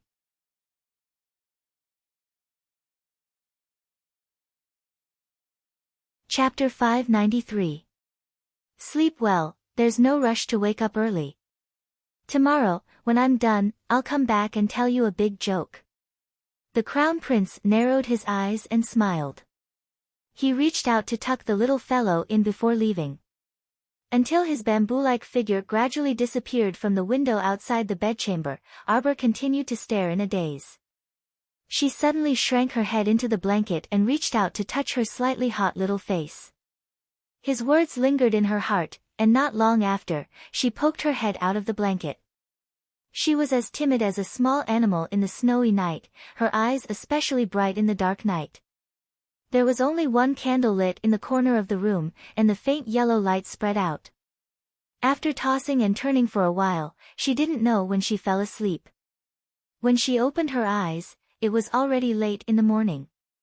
Xiao Yao heard her movements and immediately walked over with a smile. She helped her freshen up and change her clothes with a smile on her face. "Little mistress, did you sleep well last night?" "Not bad." Arbor pursed her lips. She thought that the crown prince must have given her some medicine, otherwise, how could she sleep so soundly later on? "That's great." Xiao Yao took out a red dress for her to change into. She said, "Her Majesty the Queen is holding a small banquet tonight to see little mistress." "Little mistress, you don't have to worry too much. Her Majesty the Queen is an especially forgiving person." Arbor fiddled with the jade beads in her hand and said with a childish attitude, "If she doesn't treat me well, I'll ignore her." Xiao Yao almost laughed out loud. She fiddled with her hair. "Comb it again tonight. It's still early, so let's leave it like this for now. Does little mistress want to eat now?" "I'm not that hungry. I'll go read for a while. I'll just get some snacks later. It's better to eat some staple food." "No need. I'll eat later. Get more food. After eating, I'll go to that whatever palace banquet." The little fellow waved her hand. She hugged the book and ran to the brocade couch by the window to read. Xiao Yao was a bit dumbfounded. After staring blankly for a while, she couldn't help but want to laugh. Little master wanted to eat his fill so that he could join the battle later. Mo Lien didn't come back until the evening. Arbor saw her, put down his book and ran over. "I've finished reading all the medical books. You can send them back now. It's snowing outside again." Mo Lien was very wet all the way, so he didn't go forward to hug her. Instead, he prepared to change his clothes. "All right, send it back and see if there are any other medical books in the Imperial Physicians Building." Speaking of which, it was really funny. The old doctors of the Imperial Physician Building actually jointly wrote a letter to complain about him in front of his imperial father. The old great king even called the crown prince over and reprimanded him. But in the end, the crown prince still didn't return the book to the imperial physician, so the matter was left unsettled. The little fellow followed closely behind him. "Then let's eat." Mo Lien took off his outer robe and changed into a clean one. He reached out to hug her. "Are you hungry?" "Set the table." "Yes, Your Highness." Xiao 11Z retreated and gave the order. "I'm not that hungry, right?" The little fellow had just chewed on a peach. She rubbed her stomach. "It's only when I'm full that I have the strength to beat people up." She had a feeling that this banquet was going to be a torturous one. That's why she had to eat her fill in advance so that she wouldn't have to listen to some people's chatter when she was hungry. The crown prince, what should he do when his wife didn't rely on him at all? Beating people up was so tiring. Did he need his wife to do it?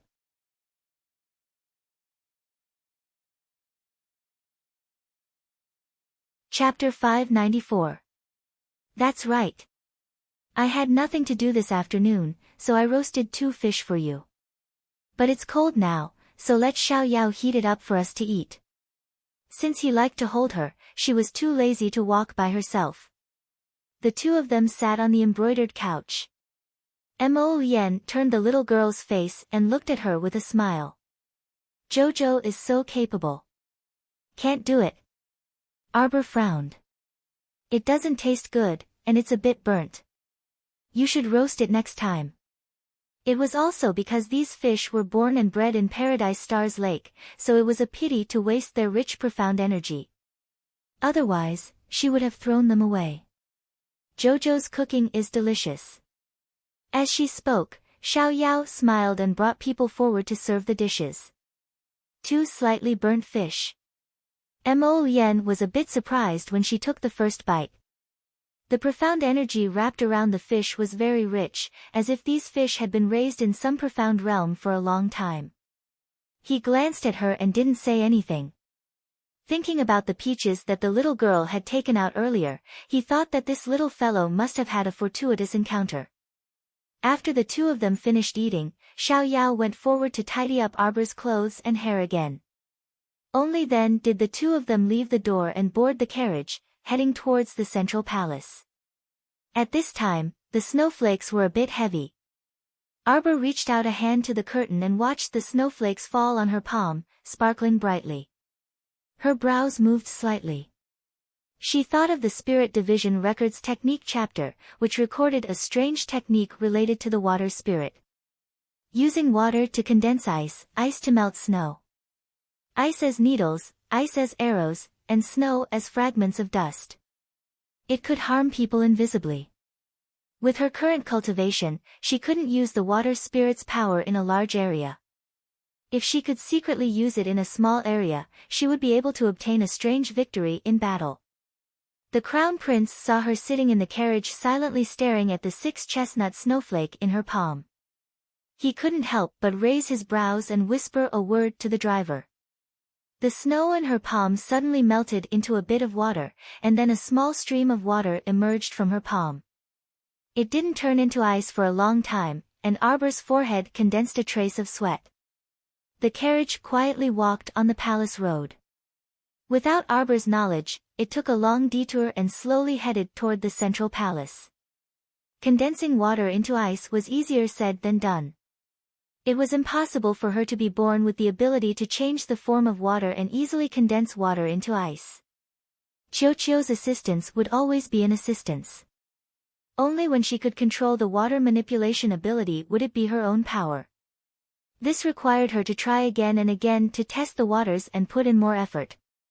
Because she had fused the life essence water, she might have a success rate that was more than 10 times higher than others. However, she still needed to constantly try to solidify it. There was nothing that could be easily obtained. The Crown Prince stared at her with a smile on his lips. His Qiao Qiao was truly a person with outstanding innate talent. Even a snowstorm could open the door to enlightenment for her. This kind of comprehension ability was already one of a kind in this world. After an hour, Arbor grasped the essentials. Under her control, a small stream of water condensed into a piece of sparkling ice crystal. In a flash, this piece of ice crystal turned into a 6-chestnut snowflake, flashing in her hand. When she suddenly raised her hand, it suddenly flew out. Swoosh, swoosh, swoosh. The snowflakes cut through several nearby trees. After the carriage moved far away, the trees split from the middle. The upper half of the branches suddenly fell to the ground and split into 2 pieces. Arbor sighed and turned to meet the Crown Prince's smiling gaze. I just got home. You don't have to wait for me until 11 o'clock.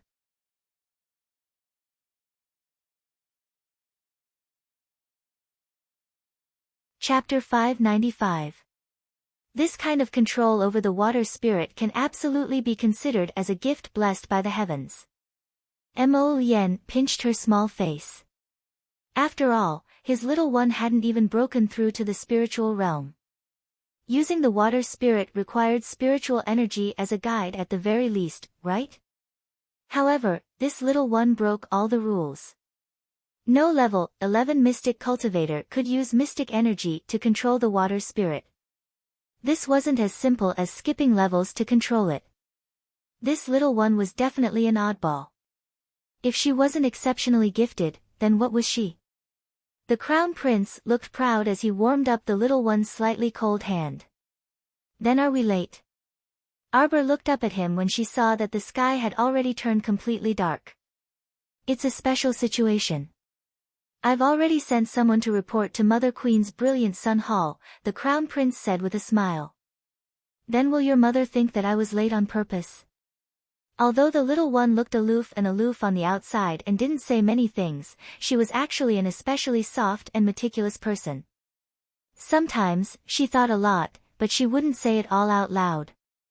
Her intuition toward people was also especially sharp. She could almost instantly determine who was good to her and who was hostile to her. Mo Yen could already sense her slight uneasiness, so she quickly held her small hand and rubbed it. Mother Queen is a very magnanimous person, so don't be nervous. Besides, I'll always be by your side no matter what happens. We'll always stand together. I'm not nervous, Arbor said with a stoic face. If your mother doesn't treat me well, I won't talk to her. Prince Mo looked at this darling, not knowing whether to laugh or cry. Alright, then I won't talk to her either. Let's both ignore her. Mo Yen nodded solemnly. Xiao, 11Z and the other eunuchs and royal maids accompanying them almost staggered and knelt on the ground. Oh my, their Lord Crown Prince was originally a very willful and reckless person. Now, great, the Crown Princess seemed to be 100 times more willful than their lord. What were they going to do in the future? Wouldn't their days be abnormally lively? Xiao Mu turned to look at him and harumphed, noncommittally disagreeing with his words. The carriage did not take any more detours and quickly stopped at the entrance of the middle palace. The two of them got out of the carriage and didn't use the palanquin. Instead, they held hands and slowly walked through the snow. Xiao, 11Z quickly opened up an umbrella and called for the palace maids on the side to hastily hold umbrellas for their two willful masters. Along the way, the roofs and trees on both sides of the road were already covered in a thin layer of snow white. If this snow continued for the whole night, it would definitely accumulate again tomorrow. Inside the brilliant Sun Hall where the Queen was holding a banquet. A group of noble ladies with titles and daughters-in-law from aristocratic families were already seated, waiting for the banquet to begin. The Queen was dressed in a golden and red robe with layers of clouds embroidered on the hem. She sat upright on the seat of honor, drinking tea leisurely from beginning to end, not saying a word. There were only a few whispers below, and no one dared to say anything. Until the announcement of Consort Zheng's arrival broke the apparent tranquility of the palace. All of the noble ladies with titles and daughters-in-law from aristocratic families stood up and bowed, saying in unison, "Greetings to Consort Zheng." Her Highness Consort Zheng, who had a slender waist and a voluptuous and tall figure, was dressed in a long red dress with rippling ripples. She wore a gorgeous hairpin with 8 treasures and pearls in her hair. With the help of the palace maids, she gracefully swayed her way to the first seat below the seat of honor. The top-grade pearls hanging next to her cheeks clanked as they bumped against each other as she walked.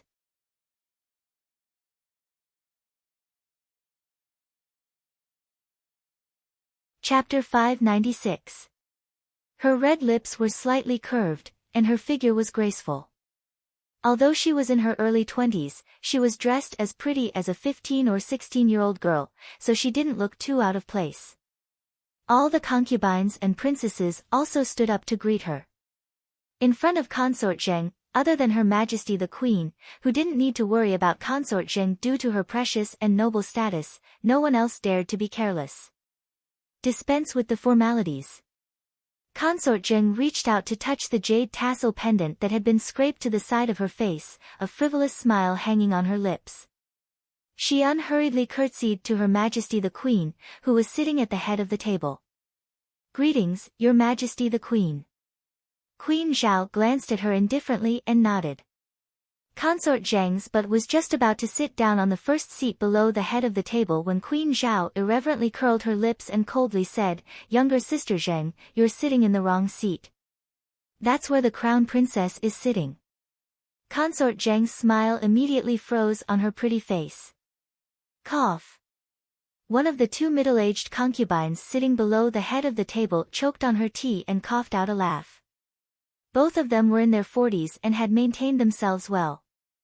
Although they couldn't be considered young and beautiful, they still retained their charm. One of them was Consort Cheng, the mother of the great king's son Mo Jiao, and the other was Lu Fei, the mother of the second prince Mo Lu. The one who coughed out a laugh was Her Highness Consort Cheng, and Consort Zheng was currently glaring at her fiercely. The latter pretended to wipe her mouth with a handkerchief and didn't say anything, but the smile on her lips couldn't be wiped away. "Older sister Zheng, come sit here. A royal concubine in her 20s gently pointed at the seat in front of Consort Cheng as she spoke to noble Consort Zheng with a grin. Consort Zheng then glared at her fiercely and sneered, "Your Majesty the Queen, this daughter-in-law who was suddenly betrothed is really putting on airs. What time is it now? Why aren't they here yet?" Just as she finished speaking, a eunuch outside the brilliant Sun Hall reported, "The Crown Prince and the Crown Princess have arrived." The group of noble ladies and aristocratic families immediately revealed expectant gazes as they eagerly turned their heads to look at the open door outside the hall. Consort Zheng immediately lost her composure. She straightened her back and glared at the seat under her, but if her gaze could split the seat, she would have done it long ago. That damned old hag. Why didn't she say that this was the Crown Princess seat earlier? Why did she have to wait until she was sitting down? How embarrassing. Consort Zheng stood in front of the seat. She felt that it would be too embarrassing to walk away now, so she didn't sit down. Instead, she looked coldly at the couple entering the hall hand in hand. Who knew how many people's gazes they had attracted on their way here? The Crown Prince and the Crown Princess were dressed in red as they walked in hand, looking very eye-catching. The man was tall and slender, handsome like an exquisite piece of jade, while the girl was icy and beautiful like the cold moon. No one could find a single flaw in their appearances, so much so that everyone couldn't help but think the same thing in their minds when they saw this scene. A match made in heaven. Mu Qianqian felt like she was sitting on pins and needles, as if there were 17 to 18 needles poking her under her butt. She shifted her body uneasily, and her malicious eyes glared straight at the red-clothed little lady who was walking past her. So hateful. Was it her? The lowly lass who suddenly appeared out of nowhere and stole her crown princess position. Mu Qianqian completely didn't recognize that she had seen Arbor in the Qin estate before. At that time, Arbor was still in disguise, so her current appearance was naturally worlds apart.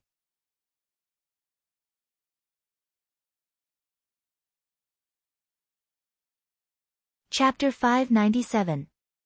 Abruptly, Arbor turned his head, and his icy eyes apathetically shot a vicious glance at Mu Qianqian. That glance made one's heart tremble with fear, as if it could kill a person on the spot with a single glance. That was a ruthless attack that our dear Xiao Mu had used her spiritual conscience to directly infiltrate the other party's conscience. Was this darling someone that any Tom, Dick, or Harry could stare at? Mu Qianqian immediately felt her mind go blank, and a piercing pain assaulted her brain. With a shriek, she fell backward. The people sitting behind her were precisely the second branch's mother and daughter, Madame Nei Lu and Mu Zhilan. Caught off guard, Mu Qianqian knocked over the entire small table, and all the soup and water spilled onto them. The second branch's mother and daughter immediately shrieked and jumped up, attracting Her Majesty the Queen's stern gaze from the head seat. The young misses nearby all covered their mouths and chuckled as they looked disdainfully at the Mu family's mother and daughter who were jumping up and down. Madame Nei Lu's heart jolted, and she hastily pulled her daughter Mu Zhilan forward to kneel. "This commoner and my daughter have been disrespectful in front of Your Majesty the Queen. It's truly because eldest miss suddenly attacked, and this commoner and my daughter were caught off guard." Mu Qianqian also hastily knelt forward and cried pitifully, "Your Majesty is wise. Just now, when she passed by Qianqian, she used some kind of witchcraft to glare fiercely at Qianqian, which caused me to suddenly lose my balance and fall backward." As she spoke, Mu Qianqian raised her sleeve to point at Arbor's back. "Slap her." The Crown Prince abruptly turned around and shouted sternly. Mu Qianqian's eyes bulged in shock as she dumbfoundedly looked at His Highness the Crown Prince, who had suddenly turned hostile and merciless. Just as an indoctrination nanny was about to step forward and press down on Mu Qianqian with a wooden plank, Mu Qianqian wailed, "Your Majesty the Queen, Your Majesty the Queen." Qianqian doesn't know what she did wrong to anger His Highness the Crown Prince. Is the Crown Princess someone a wicked commoner like you can casually point fingers at? What her? Who is she? The crown prince glared at the indoctrination nanny who had stopped and said ruthlessly, "Don't you know how to hit her? Do you want us to do it personally? Double it." The indoctrinating nanny's heart shuddered, and she promptly slapped Mu Qianqian's mouth with the paddle. After 3 hits, Mu Qianqian's originally glossy and seductive red lips broke, and tears streamed down her face like beads from a broken necklace. When Queen Zhao saw this, she couldn't bear it anymore. The queen previously had 3 or 4 crown princess and secondary consort candidates that she favored, and one of them was this Mu Qianqian. Although Mu Qianqian's father wasn't an official in the imperial court, he was the family head of one of the capital's 8 great patrician families, the Talisman patrician family. Moreover, it was said that this Talisman aristocratic family was a branch family of a Talisman aristocratic family in the Divine Prefecture. Their influence was absolutely not to be underestimated. That was the mysterious divine land that was praised by tens of thousands of people. Compared to the Shuntian manor behind Consort Zheng, it was naturally one level higher. If the crown prince were to marry the daughter of such an aristocratic family, it would definitely be of great help to him. The other few were also daughters of high-ranking officials or daughters of aristocratic families. Their looks and knowledge were all very good, so they were more than qualified to be secondary consorts. However, she didn't expect that father and son pair to pull off such a stunt and casually settle on the crown princess candidate. At this time, the queen was currently sizing up this crown princess. She saw that she was only 14 or 15 years old, but her small face was glistening, snow-white, and jade-like. However, what was up with that expressionless small face? "I'm done for today. I'll try my best to add more chapters tomorrow. I've always been writing 6 chapters a day. Older sister, I had to take 3 days of leave to write the first 10 chapters. How could I take leave every day? Wouldn't I get hacked by my boss? Other than writing chapters in my spare time, I basically don't leave the house at all. Of course, I'm already cut off from TV and games. I've already done my best. I don't even have time to save chapters when the editor told me to, ow."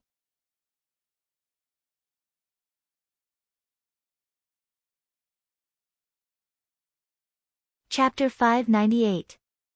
Greetings to Royal Mother. Prince Mo walked up while holding Jojo's small hand and curtsied to his mother.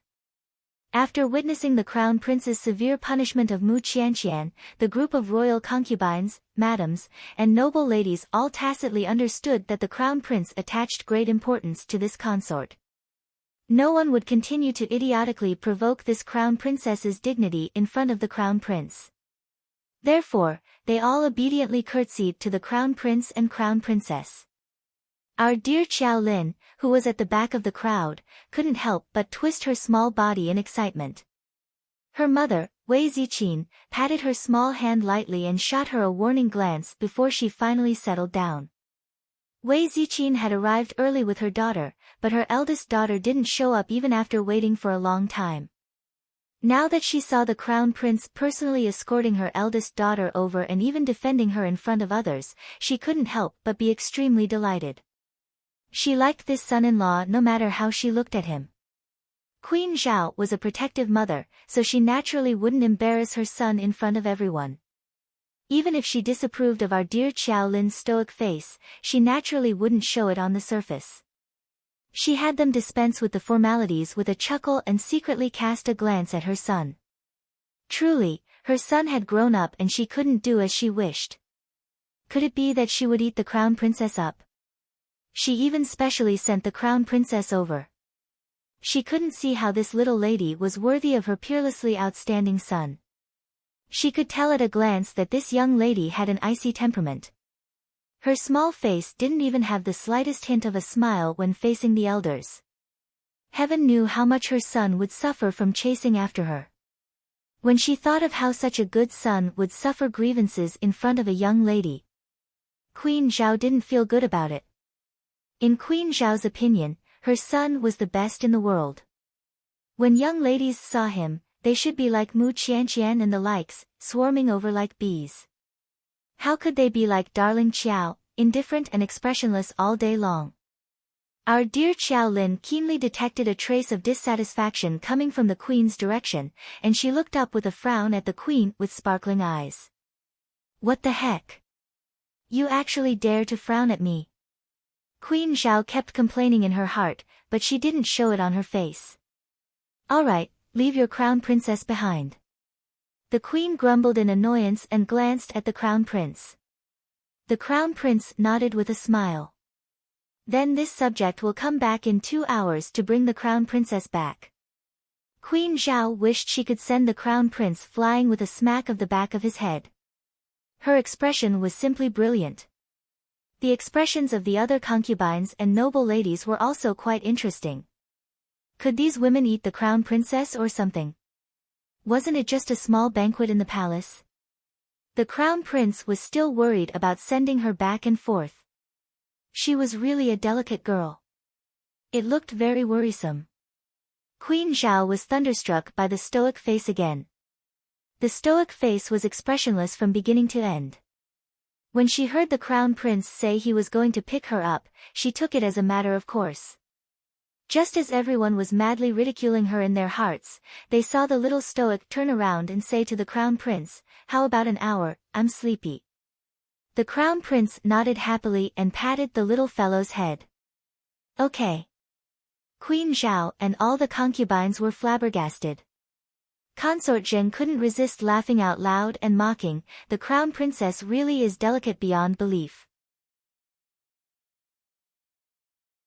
You just came to attend the banquet and want to leave immediately. TSK, where are you putting Her Majesty the Queen's face, he he he. The little stoic turned to look at Consort Zheng and creased her brows. You are the queen.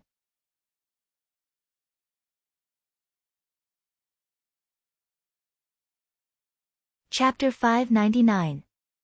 Consort Zheng was dumbstruck for a moment before retorting angrily, I am Consort Zheng. Your mistress hasn't even said anything yet, so why are you, a concubine, spouting so much nonsense? You don't even know the slightest bit of etiquette. Arbor irritably prodded her and turned her head away, no longer looking at her. This time, everyone was truly shocked. It was fine if the crown princess didn't say anything, but the moment she opened her mouth, she verbally attacked Consort Zheng. She truly wasn't the slightest bit polite. Consort Zheng gnashed her teeth, wishing for nothing more than to slap Arbor's expressionless little stoic face. However, she still had some IQ and knew that the crown prince was here. If she dared to lay a hand on the crown princess, she would definitely be sent flying by the crown prince, who was protective of his own. Thus, no matter how much she ground her teeth, she endured it and didn't make a move. She merely brushed past the crown princess in an unpleasant tone and said to Queen Zhao, Your Majesty the Queen, the crown princess dares to speak so rudely in front of you and torment us concubine mothers. I really don't know what other outrageous things the crown princess would do if you weren't present. Crown princess. The queen put on an act and berated, How can you be so rude to the noble consort? The noble consort is also a concubine. A trace of impatience hung on the little stoic's face. She speaks so much, aren't you going to discipline her a bit? You're going to let her jump up and down like a grasshopper. You don't find it annoying, but I do. I don't want to talk to her, so please make her shut up. Queen Zhao was actually left speechless. Pfft. A pretty and delicate girl about 18 or 19 years old abruptly laughed out loud. Immediately after, she attracted a slight glare from her lady mother, and the girl playfully stuck out her tongue before closing her small mouth. She then secretly winked in Arbor's direction. That's 8th sister Mou. She has a good temper. If you're bored, you can go find her to play. Mo Yen curled his lips as he whispered while tugging at Xiao Qiao's small hand. Consort Zheng's expression could no longer be described as ugly. A layer of dark clouds was smeared on her pretty face. Her eyes revealed a bit of viciousness as she coldly stared at this little slut who dared to speak nonsense and ruthlessly trample on her imperial concubine face. Very good. How many years had it been since someone had dared to speak to her in such a disrespectful tone? That slut who dared to provoke her imperial concubine had long been drowned at the bottom of the pond in the imperial garden and turned into a pile of mud. She couldn't be more dead. The crown princess, this little bitch, just because the crown prince doted on her, she dared to look down on her. She wanted her to regret coming to this world. Young-hee, you are glaring at our crown princess like this. Are you dissatisfied with her? The crown prince suddenly spoke in an icy tone. Consort Zheng's body immediately chilled, and she hurriedly retracted her gaze. She forced a smile and said, Your Highness the crown prince must be joking. How could this concubine dare to be like this? After speaking, she rubbed her forehead and pretended to have a headache. She said delicately to Queen Zhao, Your Majesty the Queen, please forgive younger sister. Younger sister has a headache and will take her leave first. What a disrespectful concubine. Darling Qiao said with a cold expression, You just came to the banquet and already want to leave. Ha! Where are you putting Her Majesty the Queen's face? This completely threw Consort Zheng's words back at her. The imperial concubine was so angry that she fell backwards and was quickly supported by 2 palace maids. Everyone, Queen Zhao's mouth twitched fiercely as she solemnly sized up the little girl.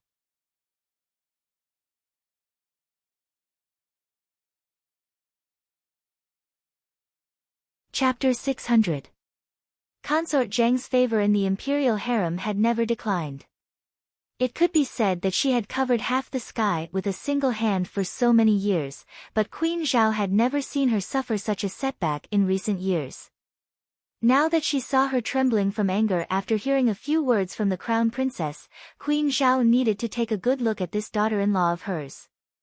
She was truly a capable person. This child was young and appeared to be very aloof. She didn't seem to speak much, but unexpectedly, her venomous words could infuriate someone to death. Queen Zhao glanced at a certain person who was so angry that her chest was heaving up and down slightly. Her lower lip inwardly twitched, and a faint smile appeared on her face. Young-hee had been domineering for many years, and it was rare to meet a young lady who could infuriate her half to death with a single word. Needless to say, Queen Zhao was secretly pleased. Looking at Arbor's stoic little face, she found her somewhat pleasing to the eye.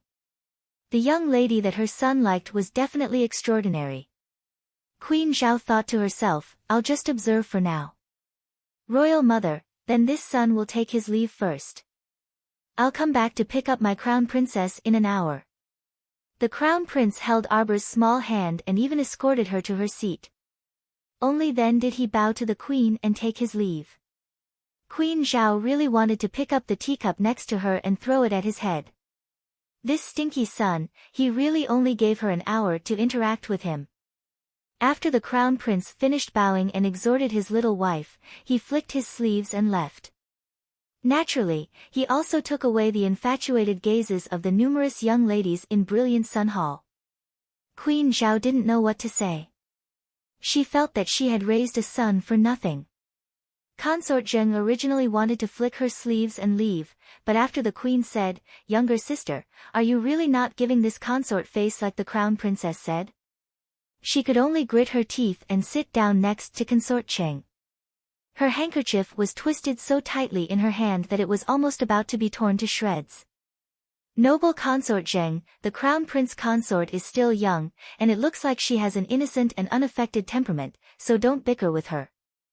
Consort Zheng drank a mouthful of tea as she said this to noble Consort Zheng with a chuckle. Consort Zheng didn't say anything, but there was a cold smile on her lips. On the other end, after Mu Qianqian was scolded, her mouth was already completely rotten. Madame Mu couldn't bear it and wiped her tears, but she didn't dare to take her daughter away at this time.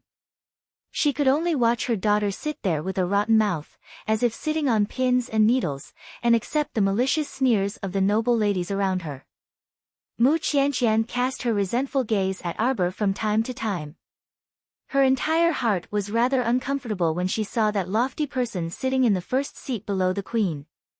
It was all because of that slut that the crown prince punished her in public, making her unable to raise her head in front of everyone. The mother and daughter of the Mu family's second branch didn't have it easy either. Their heads were drenched in soup, and they were only wiping them slightly, so their complexions weren't good right now.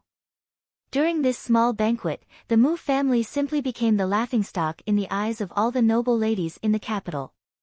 Today's small banquet was held to let you all recognize the crown princess. The queen said dryly, "The crown princess mother, please step forward." Wei Ziqin stepped forward and performed a proper curtsy. "This subject greets your majesty." The queen casually praised the crown princess a couple of times insincerely and also bestowed many gifts to Wei Ziqin, giving the Qiao family enough face. Only then did she have her withdraw to continue eating. Consort Zheng's cold gaze roved over Wei Ziqin's face, but she feigned silence while holding her cup. At this time, a woman suddenly stood up and curtsied to the queen. "Today, I will write a reward for you guys. Let's see when the time comes."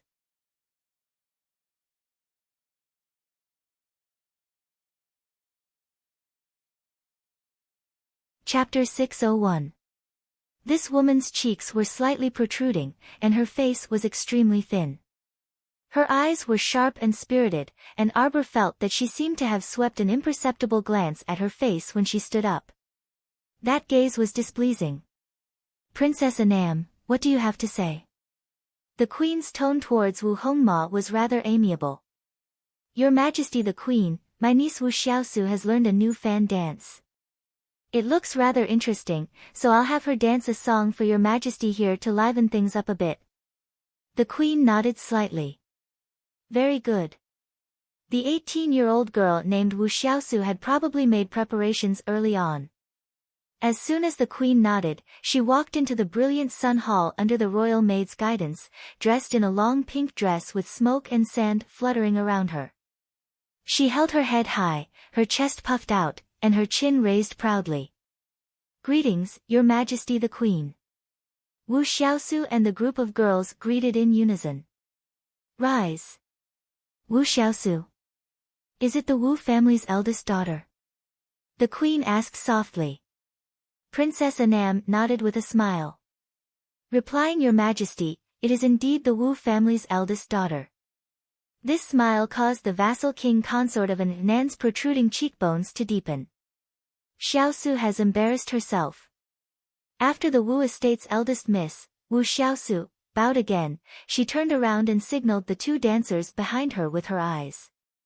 Instantly, the melodious sound of a zither rang out, and Wu Xiaosu's body bent backward in a very exaggerated arc. Her waist was so soft that it could almost be snapped in half. Swish! A pink feather fan slid out from her sleeve, covering half of her face. The fan dance appeared extremely beautiful under the performance of 16 young and beautiful girls, and every movement could become a beautiful scene. The stoic face was expressionless as she poked at the food in front of her with her chopsticks. Then, she casually flipped through the food and quickly put down her chopsticks in disdain. The food had already cooled down, and it couldn't even compare to her family's Chiochio's small, warm, salt-free stew. It truly was very boring. To entertain so many guests, the food was naturally prepared by the imperial kitchen. On the way from the imperial kitchen to the central palace, although the food was packed in brocade boxes and padded with cotton wool, it was still a long journey. It would be strange if the dishes were not cold after being carried all the way here on such a snowy day. The little fellow had always been a picky eater and was unwilling to touch the cold food. How could her mother, Wei Ziqin, not know her daughter's delicate temperament? Looking at her daughter from afar, her eyes were slightly worried. "Crown Princess, let this servant add some fruit wine for you." A palace maid serving beside her lowered her head and took 2 steps closer. She held the white jade pot in her hand and added a fruity wine to Arbor's cup. This was a winter fruit that could grow in a world of ice and snow. It could be used to fill one's stomach when one was hungry. It was also good for brewing wine. The fruit's fragrance was very rich. The main reason was that this type of plant was very easy to grow, and the probability of mutation was not high. Therefore, In the inner city of the capital, the seeds of this type of fruit tree had been planted on a large scale in recent years to satisfy various needs. Of course, to the poor and starving commoners at the bottom, the price of something like the winter fruit was still very high. Arbor expressionlessly raised her wine cup and fanned it twice with her hand. As a fruity fragrance assailed her nostrils, Arbor's expression turned icy cold in a split second. With a flip of her wrist, the cup of top-notch fruit wine splashed onto the palace maid's face. Ah!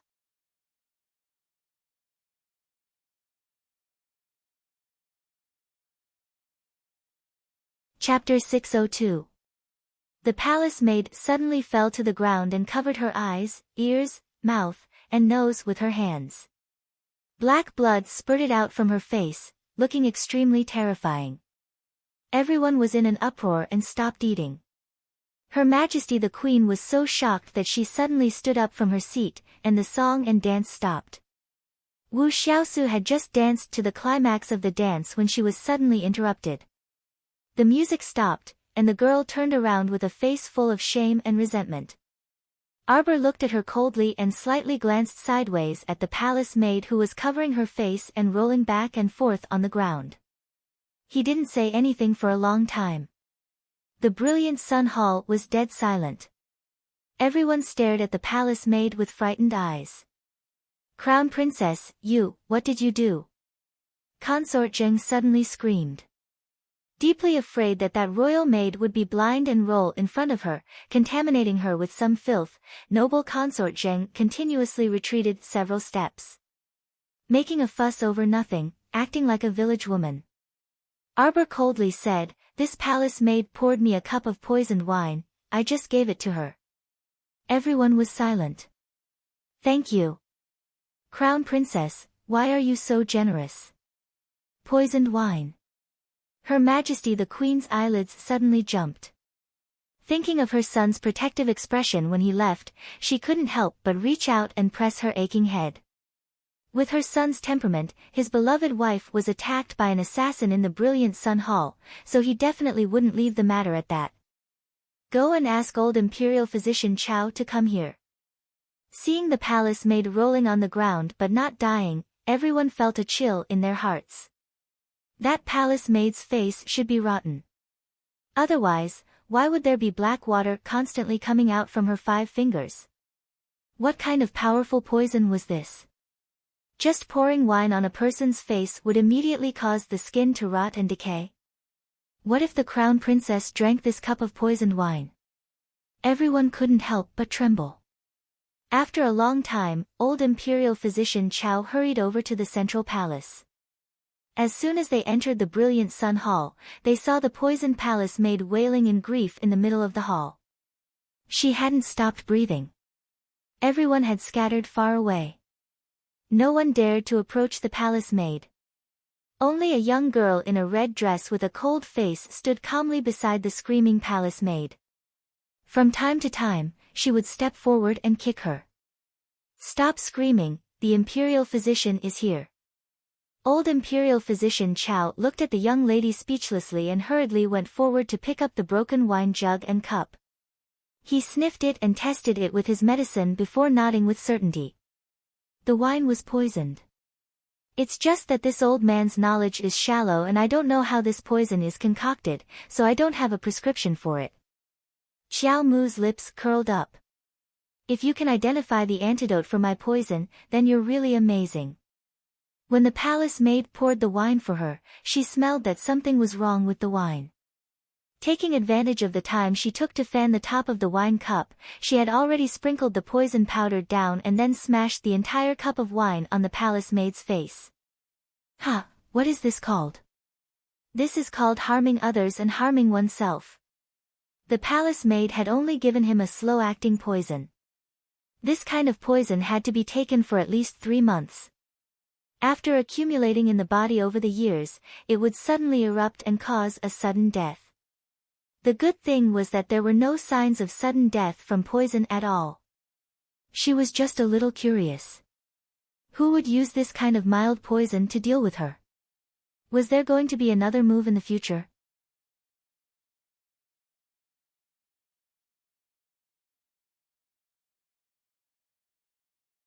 Chapter 603.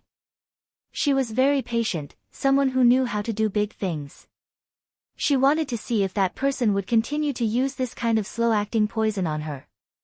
Arbor tilted her head and looked at the queen, who had an ugly expression. How is it? Are you sure that she wants to harm me?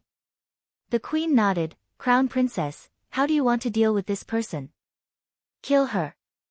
Arbor opened her mouth and spat out these two words without any scruples. The crowd of noble maidens looked at her with a bit of fear in their eyes. After a short period of interaction, they seemed to have detected 8 words from the Crown Princess: vicious, not to be trifled with. The vassal king consort of an Nan said with a smile, the Crown Prince consort is truly remarkable, knowing that it was poisoned by that royal maid just by smelling the scent of the fruit wine. Could it be that the Crown Prince consort also has some experience in using poison? Arbor glanced at her innocently. That's not the case. Oh. What do you mean? Princess Anam asked with a smile. If the Crown Princess hit the nail on the head, then her luck is really too good. This person's actions are sneaky.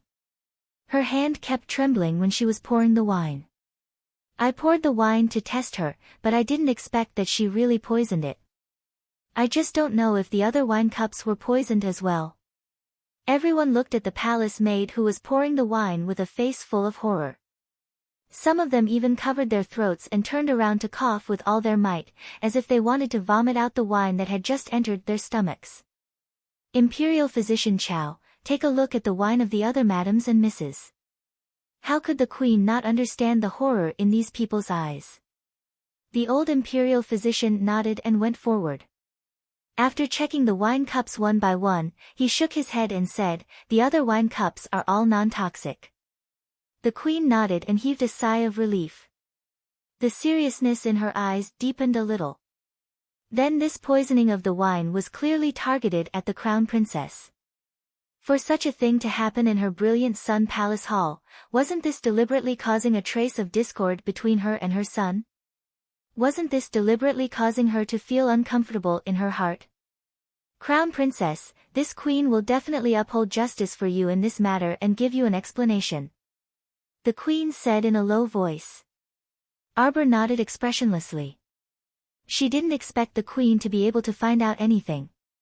In any case, poisoning her was just like scratching an itch for her. They could use soldiers to block to water to block to use earth to block of water. At this moment, the palace maid who was tossing and turning onto the floor was to toss and turn to slowly breathe. To prevent the queens to prevent a change to burn to the night. The queen to the queen of to the Crown Princess. To the queen to be two to be two to be two of be of to mend to mend to be to mend.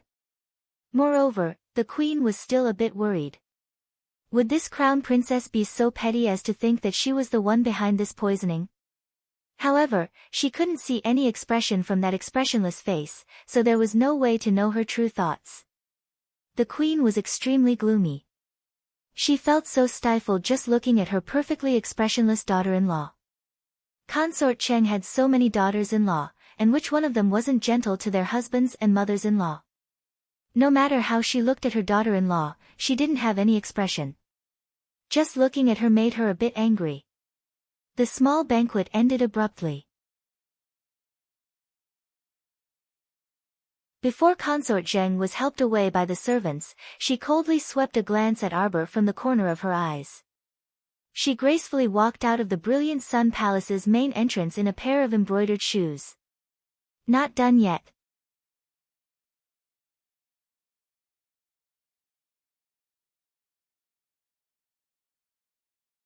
Chapter 604.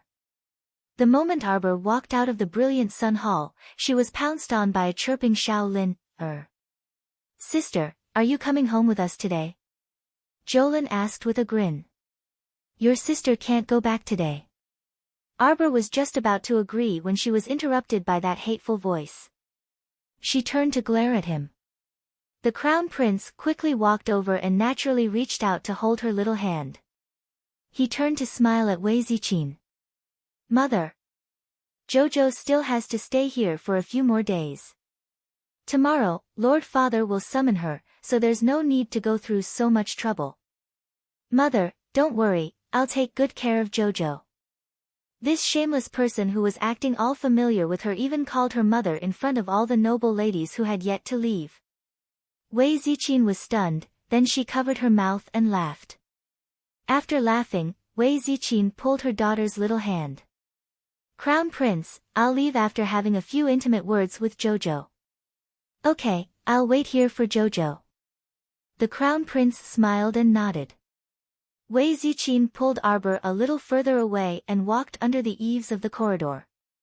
She whispered, Daughter, you'll be of marriageable age in 3 months, so you're still young. Don't do anything out of line that will make mother worried, okay?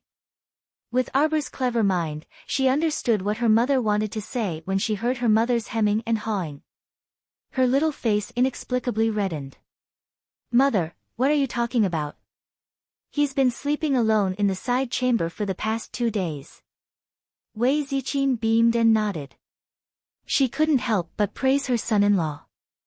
I knew that Xiao Mo is a very sensible child. He has a good character and a good temperament. He's also handsome.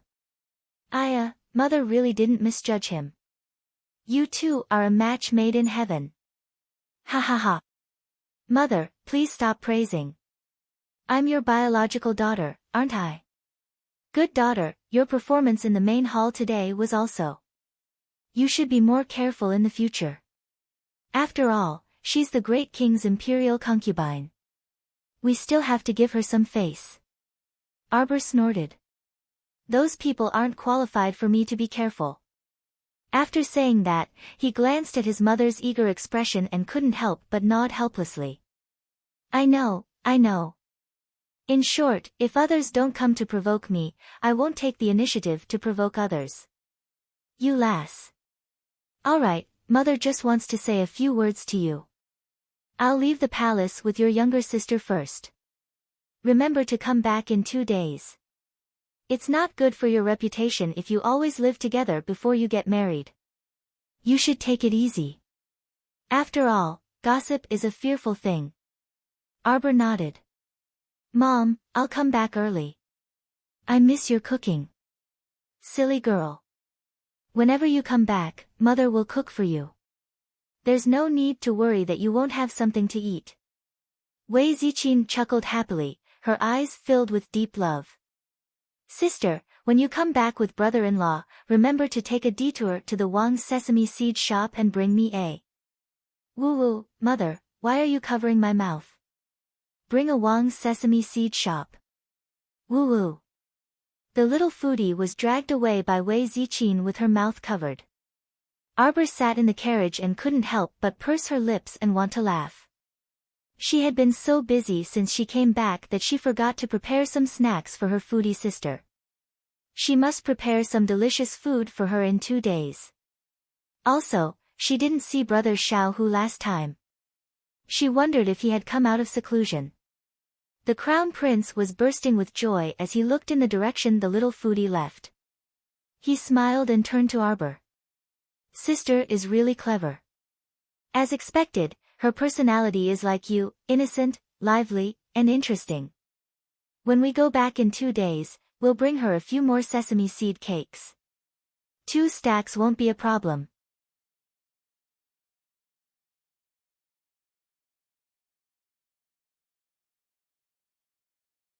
Chapter 605. Arbor didn't know whether to laugh or cry as he glanced at him. Do you think my sister is a pig? Hui Feng really wanted to ridicule him. Your Highness, are you blind? How is your stoic-faced wife lively and interesting? Can she be lively? During the journey, the Crown Prince reached out to hold Arbor's small hand. Jojo, Imperial Mother definitely didn't have someone pour that poisoned wine. You have to believe me. Arbor glanced at him and gave him a, do you think I'm an idiot, look. The Crown Prince chuckled foolishly and nodded repeatedly. I knew my Jojo is very smart, one of a kind in the world. I'll definitely investigate this matter thoroughly. This person dared to poison you in front of everyone, so they must have bribed that royal maid by your side. And there aren't many people who can bribe my imperial mother's palace. It's such a rare poison. I sprinkled that powder into the wine cup, Arbor indifferently said. Xiao Mu explained dryly, I sprinkled a pinch of incomparably toxic poison powder so that the poison would spread and fester upon contact with her skin. The Crown Prince. As expected, my wife isn't ordinary. Huifeng's mouth twitched. The Crown Princess is so savage. What should I do? She previously gave me a slow-acting poison. 3 months later, I might have unknowingly kicked my legs and died. Arbor's indifferent voice caused the Crown Prince's eyes to surge with fury. I'm just curious. Will this person still send someone to infiltrate my side and continue to poison me? He really was very curious. Darling, what do you plan to do? I'll cooperate fully. Tell me. Huifeng. Your Highness, hurry and pick up your moral integrity that's all over the floor. Where did my wise and mighty Highness who's praised by tens of thousands of people go? I plan to beat them at their own game and wait for that person to infiltrate my side. I'll secretly switch all of that person's poison onto himself. The Crown Prince reached out to lift her onto his lap and nodded repeatedly. Jojo, you're so awesome. Huifeng. Your Majesty Crown Princess, are you sure it's not because you're lazy and don't want to investigate, so you're saying things like, waiting for rabbits to appear? By the way, I remember someone said last night that he would tell me a big joke when he comes back from the morning assembly. Arbor pursed his lips. The Crown Prince immediately understood and laughed in a low voice. Last night, I heard that Second Imperial Brother's residence was robbed. The whole night was chaotic. Second Imperial Brother fell down while trying to catch the thief, and his elbow was broken. Arbor pursed his lips. But today, when I saw his mother, Lu Fei, she was still smiling as if nothing had happened. How can he still laugh when his son is in such a sorry state? Huifeng. Her Highness the Crown Princess's choice of words feels a bit strange. The more interesting thing is tonight. Yesterday was just a warm-up. Did he think that he would be able to sleep peacefully today? Humph. The Crown Prince whispered a few words into her ear. Arbor's eyes suddenly widened, and she turned to look at the Crown Prince. What a fraud. Who could be his match? Jojo, isn't it funny? Mo Yen was all smiles as he hugged his little wife and shook her. Smile for me. Arbor turned her little head and faced him with the back of her head. Mo Yen chuckled softly. Just as he was about to turn the little fellow's head back, he saw a black shadow suddenly land next to the carriage and anxiously say, Your Highness, Madame Qiao and Second Miss were attacked at Dongshan Gate. Our men are already doing their best to fend them off, so they're fine for now. What? Arbor was alarmed, and the Crown Prince's expression also turned solemn.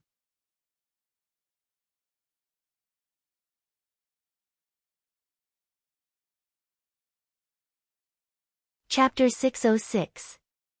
The two of them were no longer in the mood to enjoy the snowy night along the way. They both jumped off the carriage and rushed towards Dongshan Gate at an extremely fast speed.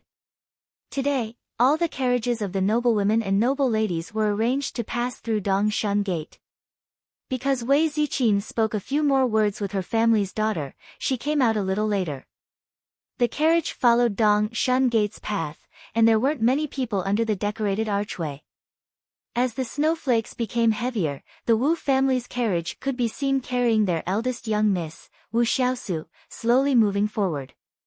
Wu Xiaosu had the coachman deliberately slow down, waiting for Wei Ziqin's carriage to come up. Madame Qiao. Eldest young Miss Wu unhurriedly lifted the curtain and poked her head out to softly call out. Wei Ziqin also lifted a corner of the curtain and looked at eldest young Miss Wu. She nodded and said, Young Miss Wu, what's the matter? Madame Qiao, I'm really sorry. There seems to be a problem with my carriage's wheels. I wonder if you could give me a ride. Wei Ziqin glanced sideways and saw that the rear wheels of Wu Xiaosu's carriage were indeed a little crooked, as if they wouldn't be able to support a long journey. Young Miss Wu, we don't seem to be going the same way. Shaolin poked her head out and grinned at Wu Xiaosu. I see that your wheels are only a little crooked, so they should be able to run for a while. Your home isn't far from Dongshun Gate, so you should be able to hold on. Unlike us, we still have to go around to the North Gate. If we had to take another detour to give you a ride, my mother and I don't know how long it would take to reach home. The implication was that since young Miss Wu was so considerate, she shouldn't be so tactless as to do something so overboard. Wu Xiaosu didn't expect that this little girl's mouth would be so sharp, wanting to send her off with just a few words. Her face stiffened slightly, looking a little unsightly. That coachman jumped off the carriage at the right time and bowed to Wei Ziqin, saying, Madam Qiao, I originally didn't want to trouble you. But from this old servant's many years of experience driving carriages, these wheels really won't be able to hold on for long. Right now, it's freezing outside. If the wheels break and can't run, then our young miss will have to endure the entire night in the snow. Madam, please be so kind as to give our young lady a ride. This old servant is familiar with the roads in this area and can point out a shortcut for Madam. I beg for Madam's help. Wei Ziqin was a kind-hearted person and was about to open her mouth to agree. Shaolin, exclaimed from the other end, Aya. Her small face suddenly squeezed together and cold sweat dripped down from her head. She began to display her extraordinary acting skills. What's wrong? What's wrong?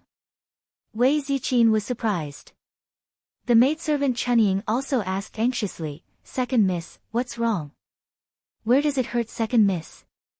My stomach hurts. Mother. My stomach hurts so much. Shaolin, let out a trembling groan, and her entire body began to tremble. Lin, don't scare your mother. Everything was fine just now. Why is your stomach hurting now? Mother, it must be the cold wind that blew in and froze me. Mother, let's go home quickly. My stomach hurts so much that I'm about to die. Don't speak nonsense. Wei Ziqin patted the back of her daughter's hand, feeling sorry for her. She hastily stuck her head out and said to the coachman, Hurry back to the residence. Yes, madam.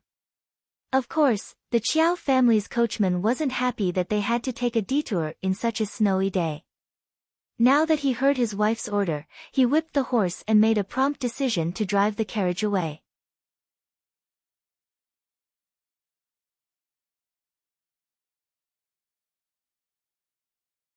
Chapter 607.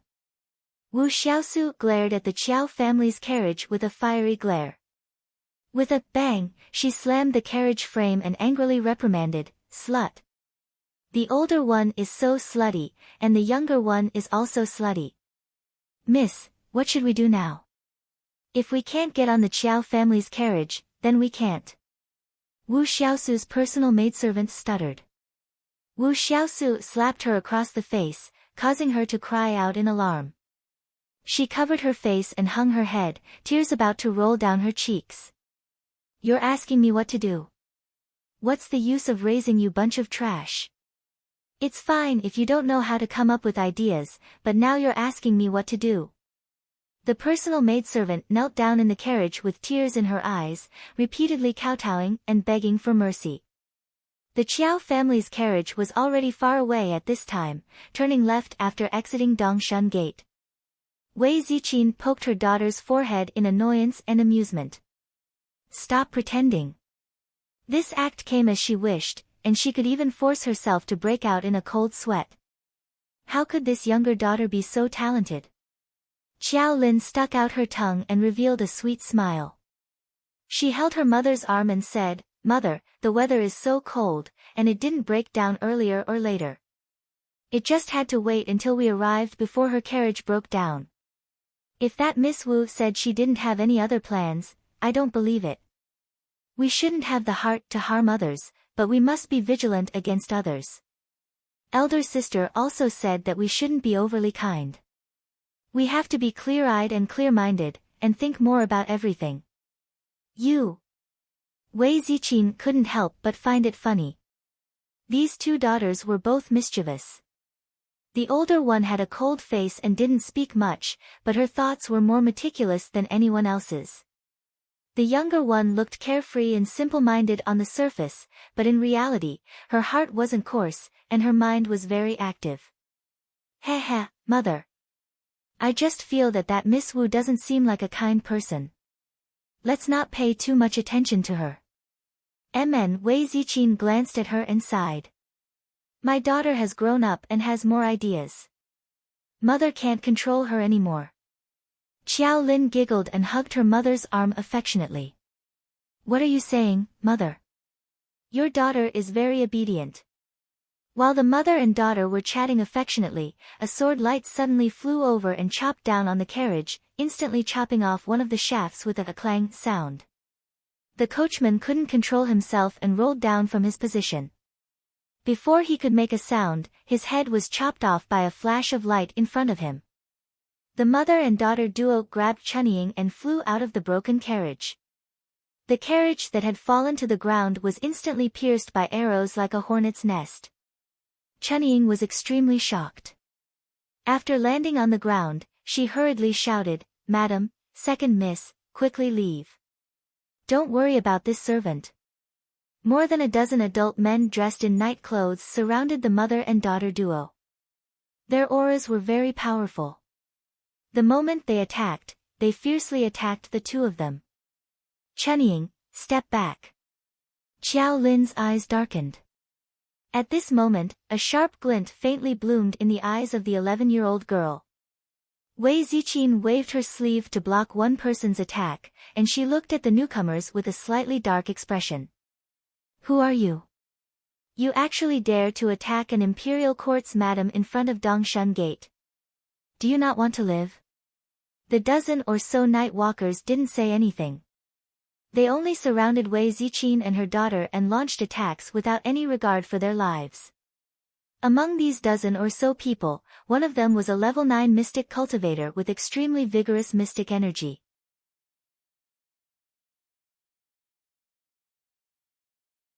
Wei Ziqin, a mere level 3 mystic cultivator, and Xiao Lin, a level 4 mystic cultivator, naturally weren't his match.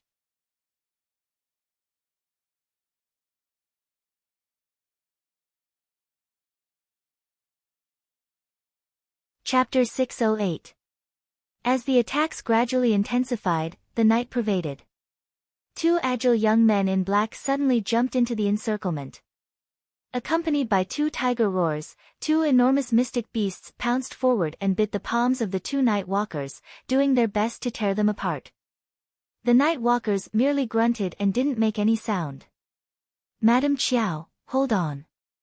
We've already sent people to inform the Crown Prince and Crown Princess. Don't panic.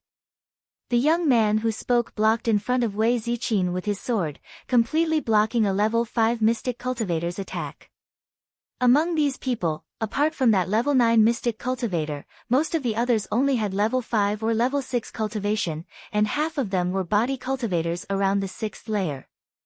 It was naturally more than enough to deal with Wei Ziqin and her daughter's level 3 and level 4 cultivation, but it was completely insufficient in front of a level 10 mystic cultivator. Those two young men led their mystic beasts and quickly cleared a path out of the encirclement. They protected the mother and daughter pair and were about to charge out of the encirclement. Suddenly, their bodies tensed up as if they sensed something, and they abruptly looked up. That level 9 mystic cultivator took out two white beads the size of pellets from his bosom. With a cold snort, he abruptly flicked them at the two young mystic cultivators. Madam Qiao. Second miss, quickly move aside. The two young men each grabbed one of the mother and daughter pair and scattered to the left and right. Boom, boom, boom. The sound of the level 11 mystic energy beads explosions tore apart the silent night and alarmed nearly half of the capital's citizens. Because the two young men wanted to protect Wei Ziqin and her daughter, their internal organs were impacted by the mystic energy beads explosions. They coughed several times, and blood flowed out of the corners of their mouths at almost the same time. The level 9 mystic cultivator's ghostly figure appeared in front of one of them and struck that young man's back with his palm. Taking advantage of the young man flying out, the level 9 mystic cultivator seized Wei Ziqin from his hands and struck the back of her neck, causing her to faint. Mother! Xiao Lin tightly clenched her fists with reddened eyes. The level 9 mystic cultivator suddenly raised his sleeve and shot an arrow in her direction. That sleeve arrow swiftly arrived in front of Xiao Lin in the blink of an eye. The level 10 mystic cultivator youth's expression chilled, and he swiftly raised his hand to control that sleeve arrow with mystic energy, causing it to explode in front of his eyes with a bang. Then, his expression changed slightly as he cursed in his heart. The sleeve arrow was smeared with poisonous powder. After such an explosion, the wind blew and scattered the powder, causing his body to tremble slightly. The two mystical beasts were just about to pounce forward and bite him, but because they had inhaled a mouthful of poison powder, their forehooves slipped and they suddenly fell to the ground. The level 9 mystic cultivator saw an opportunity and swiftly scuttled to this level 10 mystic cultivator youth's side. He struck the youth's chest with his palm again, and his firm fingers grabbed Xiao Lin's pulse and exerted force. Jolin furrowed his brows in pain. Cold sweat dripped down his forehead as his body fell limply to the ground. The remaining 7 or 8 night walkers swarmed forward in a well-trained manner. They separated the unconscious mother and daughter and carried them into 2 prepared carriages. Bai He, who was driving the carriages, berated twice before driving the carriages to the left and right to separate the mother and daughter and take them away. When the Crown Prince and Crown Princess rushed over, they saw the 2 carriages separating left and right as fast as lightning, and their hearts instantly skipped a beat. Your Highness! 2 black-clothed youths scrambled up from the ground and stumbled as they ran to them. They separately escaped to Huabei Gate and Jinan Gate.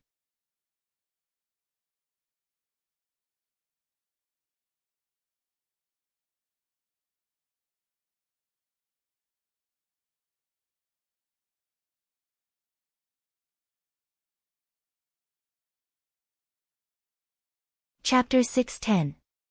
With a shrill cry, Qing Wan spread its wings with a whoosh and fiercely chased in the direction Arbor had pointed out. Qing Wan's speed had already reached its peak. Arbor's stoic face had already been completely replaced by a frosty expression.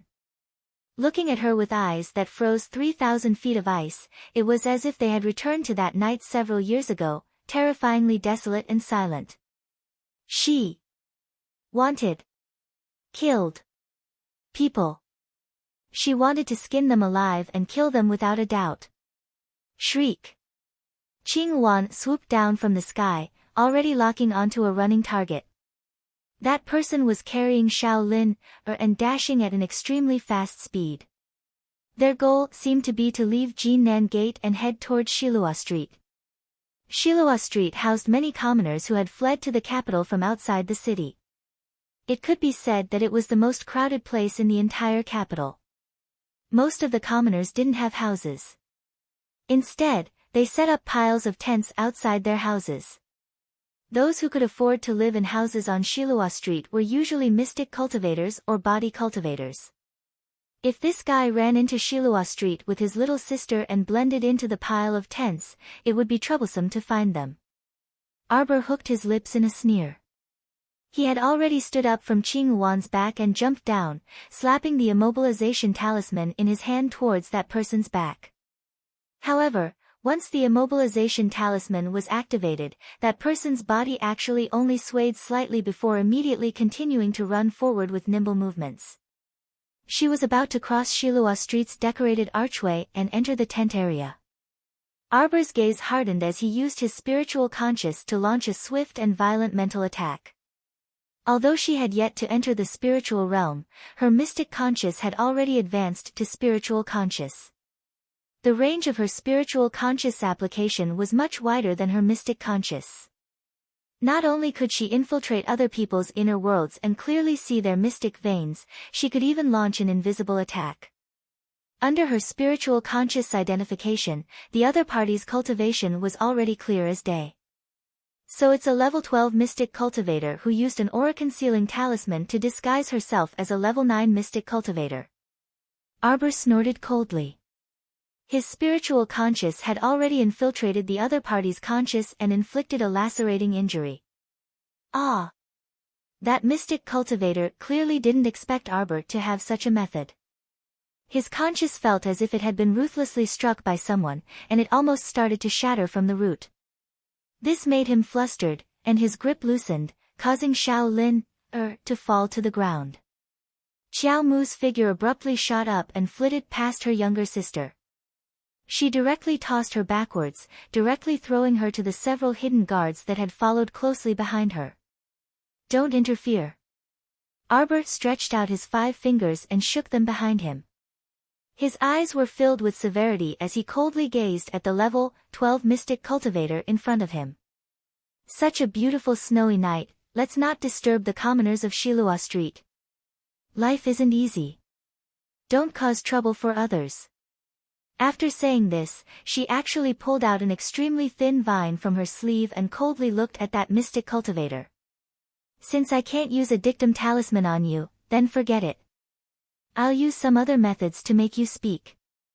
That person couldn't help but let out a snort of laughter. Little girl, you're quite arrogant. Unfortunately, I don't know if you'll have the life to return to your Eastern Palace alive. Is that so? Arbor's lips curled into a meaningful sneer. She abruptly swung the vine in the direction of the level 12 mystic cultivator, aiming straight for his face. At the same time, Arbor used another spiritual conscious attack.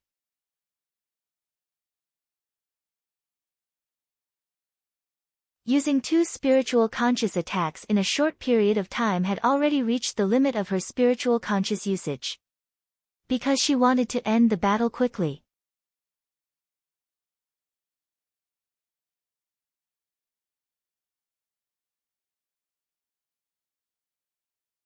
Chapter 611. Under the impact of Arbor's spiritual sense, the level 12 mystic cultivator's conscious rapidly crumbled. His head throbbed with pain, and he was about to topple to the ground. His gaze was horrified, and he inwardly cursed. His fingers had already fished out 2 mystic energy beads from his inner world. Would Arbor give him the chance to use the mystic energy beads? The vine twined around the level 12 mystic cultivator's wrist like a living creature. It didn't seem to exert much force, but a crisp crack was heard. That level 12 mystic cultivator's pupils contracted, and he simply looked down at his wrist that had been snapped by the vine in disbelief. How? How was this possible? How could a thin and soft vine break his wrist in a matter of seconds? Was this still the body of a level 12 mystic cultivator? The 2 mystic energy beads were nimbly swallowed by the vine and completely turned into nourishment for Qiuqiu. This level 12 mystic cultivator would never have imagined that this vine was actually a clone of the sapling Qiuqiu. It possessed a portion of the sapling's strength, so it was more than enough to deal with this level 12 mystic cultivator. Slap! The vine once again pressed forward and whipped that level 12 mystic cultivator's face. He could even hear the crisp sound of his cheekbone cracking. It seemed like his cheekbone had completely shattered. No. He tried his best to regulate his chaotic breathing and pacify his unbearably painful conscience. But Arbor wouldn't give him time to catch his breath. The vine whipped the level 12 mystic cultivator's limbs and face more than a dozen times in a row. The last hit directly sent that person's eyeball flying out of its socket. Arbor's lips curled into a mocking smile. Now, do you still think that I can't return to the Eastern Palace? The hidden guards shrunk their necks in their hiding places. Heavens! The Crown Princess's methods were far from what ordinary people could compare to. Perhaps she normally didn't care much about others, but once she was truly angered, her methods would absolutely be dangerous and severe. Dictum Talisman. Arbor didn't waste words with him and directly threw a dictum talisman at him. The dictum talisman could be said to be ineffective against people with higher cultivation than her. But now, The person in front of him had already been beaten like a dog, and his conscience was almost shattered. His current cultivation could no longer be considered to be at level 12. Arbor wanted to test the effect of the dictum talisman. After waiting for almost a minute, her brows furrowed slightly. Just when he thought that the dictum talisman couldn't escape from the laws and was destined to lose its effect, Meng Chao suddenly realized something. A faint light suddenly flitted across the miserable level 12 Mystic Cultivator's glabella. Success. Arbor raised his eyebrows and went straight to the point. Who sent you to kidnap Madame Chiao and second Miss Chiao? Cough, cough, cough. The level 12 Mystic Cultivator coughed heavily on the ground and said hoarsely, yes, yes. He was under the effect of the dictum talisman, so he couldn't help but tell the person who had contacted him in detail. A bone-chilling coldness flashed through Arbor's eyes. She held the vine in one hand and picked up the panting level 12 Mystic Cultivator like a gunny sack with the other. She stood up and leaped down, heading toward the location he spoke of. The hidden guards behind her looked at each other and cried out in alarm before hastily running after her. As for her mother's side, Mo Lien definitely wouldn't have any problems handling it, so she wasn't in a hurry to find Crown Prince Mo. She merely picked up this person with a sneer on her lips as she dashed madly towards her target.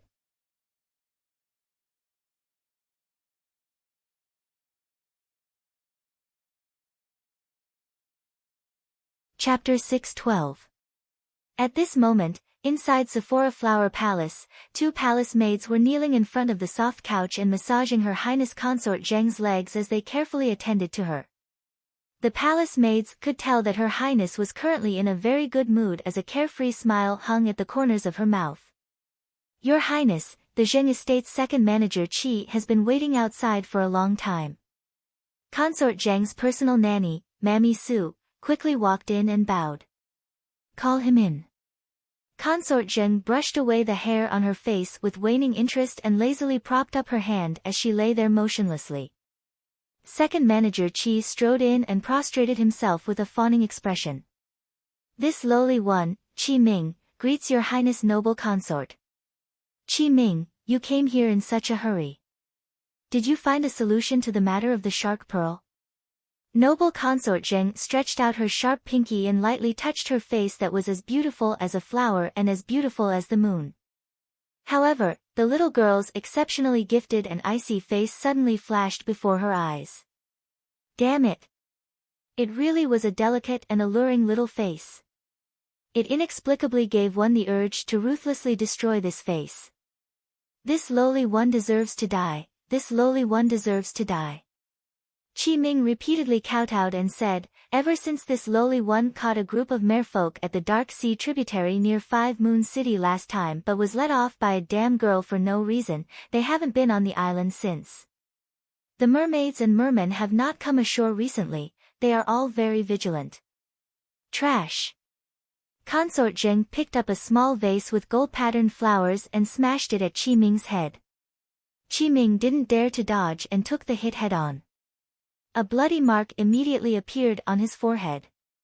The second manager hastily prostrated himself and repeatedly kowtowed, shouting, Consort Zheng, spare my life. Consort Zheng, spare my life. Xiao Xiao still has something to report. Speak. Consort Zheng was so angry that her head hurt.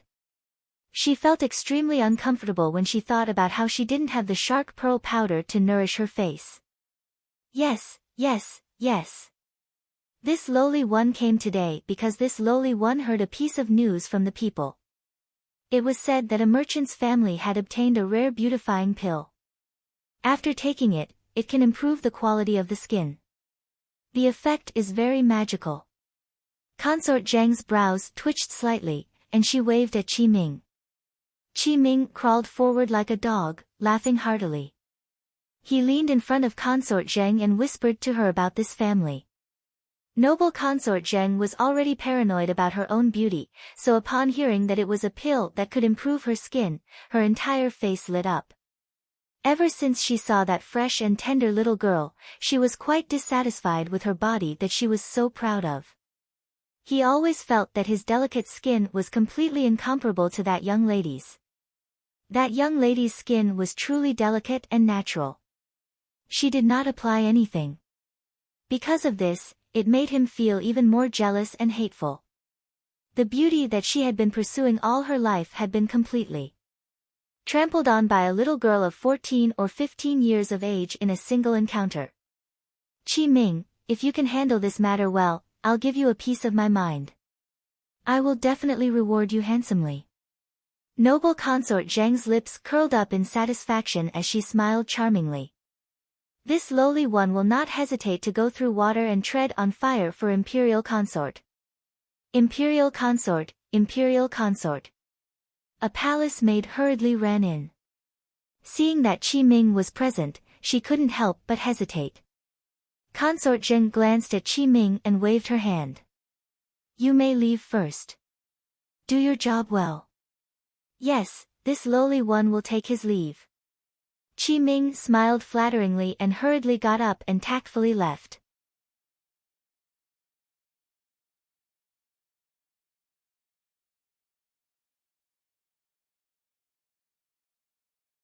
Chapter 613.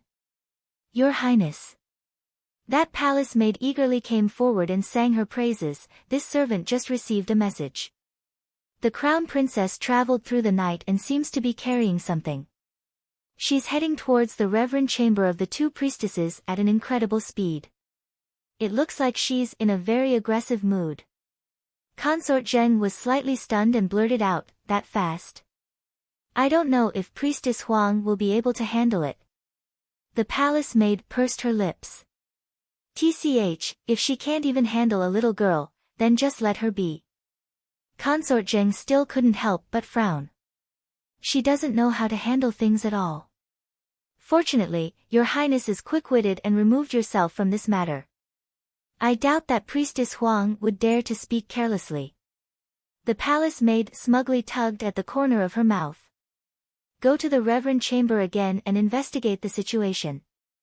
Yes, this servant will go right away. The palace maid walked out the door with small steps. Your Highness, if you let that girl Kaling go to the reverend chamber to investigate, wouldn't it be bad if she coincidentally bumped into the crown princess? Mammy Su said in a low voice. Humph. A little girl dares to be impudent in front of this consort. It's all that Priestess Huang's fault for not knowing how to handle things properly. She was caught so quickly. Consort Zheng was completely in a bad mood and kicked away the two palace maids who were massaging her legs. The two palace maids were barefaced and submissive. Their hair was coiled into two buns and they weren't wearing any ornaments or accessories. Consort Zheng walked over to the table with her slender, half-exposed legs. An old mama supported her slender, jade-like hand as she walked towards the table. Suddenly, she stopped in her tracks and shouted at a palace maid who was passing by, "Stop." The palace maid was holding half a painting in her hands and walking past with a smile on her face. Her young face without any makeup instantly burned Consort Zheng's eyes. Noble Consort Zheng glanced to the side, and Nanny Su sighed faintly on the side. Two eunuchs, who were like wolves and tigers, walked over and clamped down on that royal maid's arms. Ignoring that royal maid's screams, they dragged her outside. The half-drawn scroll in the palace maid's hand fell to the ground with a crash. Her eyes widened in fear, and her small mouth was suddenly covered by a eunuch's palm. She moaned as she was dragged to a small room at the side. A cold light flashed through Consort Zheng's eyes. She reprimanded arrogantly, "You must be up to something if you dare to laugh so lowly. Cut off her little face and feed it to the wild dogs." Woo woo. The palace maid didn't even have the chance to beg for mercy before two eunuchs grabbed her by the arms and covered her mouth, dragging her to a small room to be dealt with. Soon, ear-piercing screams could be heard from the small room. Not long after, two vicious eunuchs dragged out the palace maid whose face was completely unrecognizable. There was not a single piece of flesh on her face that was intact. They threw her directly onto a broken cart and dragged her out of the palace. "They're all sluts." Consort Jing pinched her fingers and curled her thin lips. Did they think that there would be a second shrew like Yu Nyang who would take advantage of loopholes? They all need to be taught a lesson. This consort's head hurts a bit. Help me to rest. Noble Consort Zheng swayed her slender waist as she gracefully walked into the bedchamber with Nanny Su's hand, who was silently bending her waist, holding on to it. However, she didn't know that the consequences of darling Qiao, that jinx, being stepped on by someone's tail were quite serious.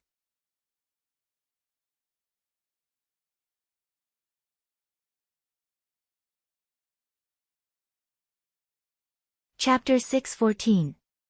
Two Jia Yuans lived in each of the east and west rooms of the classics reverence chamber.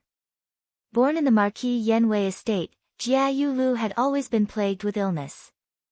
She basically spent most of the year recuperating in the east room of the classics reverence chamber, so she rarely participated in banquets.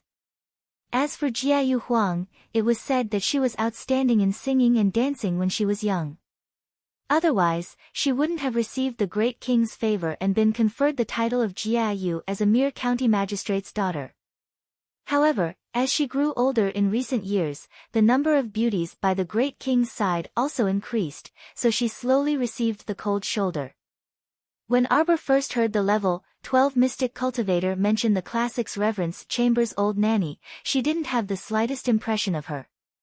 She was also baffled when Jia Yu Huang was mentioned.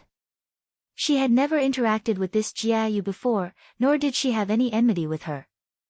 Was her brain damaged to kidnap her mother and younger sister at Dongshan Gate?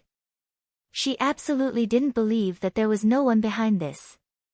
Going to the classics reverence chamber to find Jia Yu Huang was one reason, and forcing the instigator out of her mouth was another. She only had these two objectives. She still wanted to escape unscathed after touching her mother and younger sister. That was truly too naive. It was already 10 minutes into the night. The two masters of the classics reverence chamber had also washed up and planned to go to bed. But at this time, a loud noise came from the west room's roof. The sound of falling tiles and bricks instantly broke the silence of the night. Jia Yu, who had just laid down on the bed, quivered and abruptly sat up. For some reason, ever since she accepted the work arranged by Her Highness the Noble Consort, her heart had been in turmoil, and her eyelids hadn't stopped twitching the entire night. At this time, hearing the loud noise from the eaves, she was somewhat stupefied and hastily shouted toward the outer courtyard, someone quickly come. Go and see what happened. Bang! A ball-shaped person was kicked in from outside and rolled several times on the ground. Her head hit the wooden clothes rack in the bedroom and she cried out in pain. Her eyes rolled back, and she was about to faint. Who dares to trespass into this Jia Yu's bedroom? Jia Yu Huang put on a brave front and climbed down from the bed. She angrily shouted, her eyes wide open. Dong! Accompanied by a muffled groan, a heavy object fell to the ground. Arbor's small face slowly emerged from the dim light. His cold eyes fell on beautiful Huang, who was only wearing a white undergarment. Do you still recognize this person? She kicked the level 12 mystic cultivator who was groaning softly on the ground.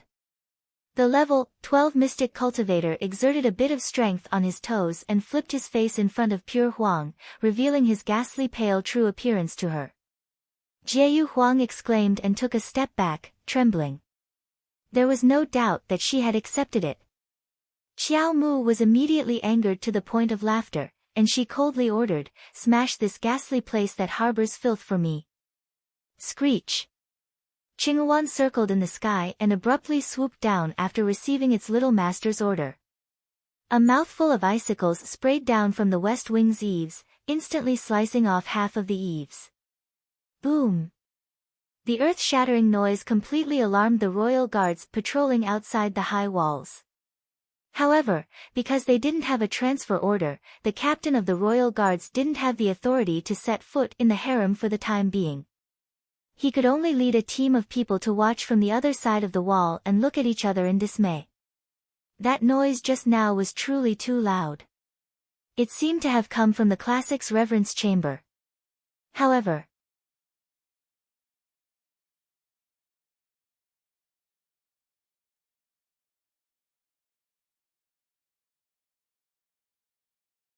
Chapter 6:15.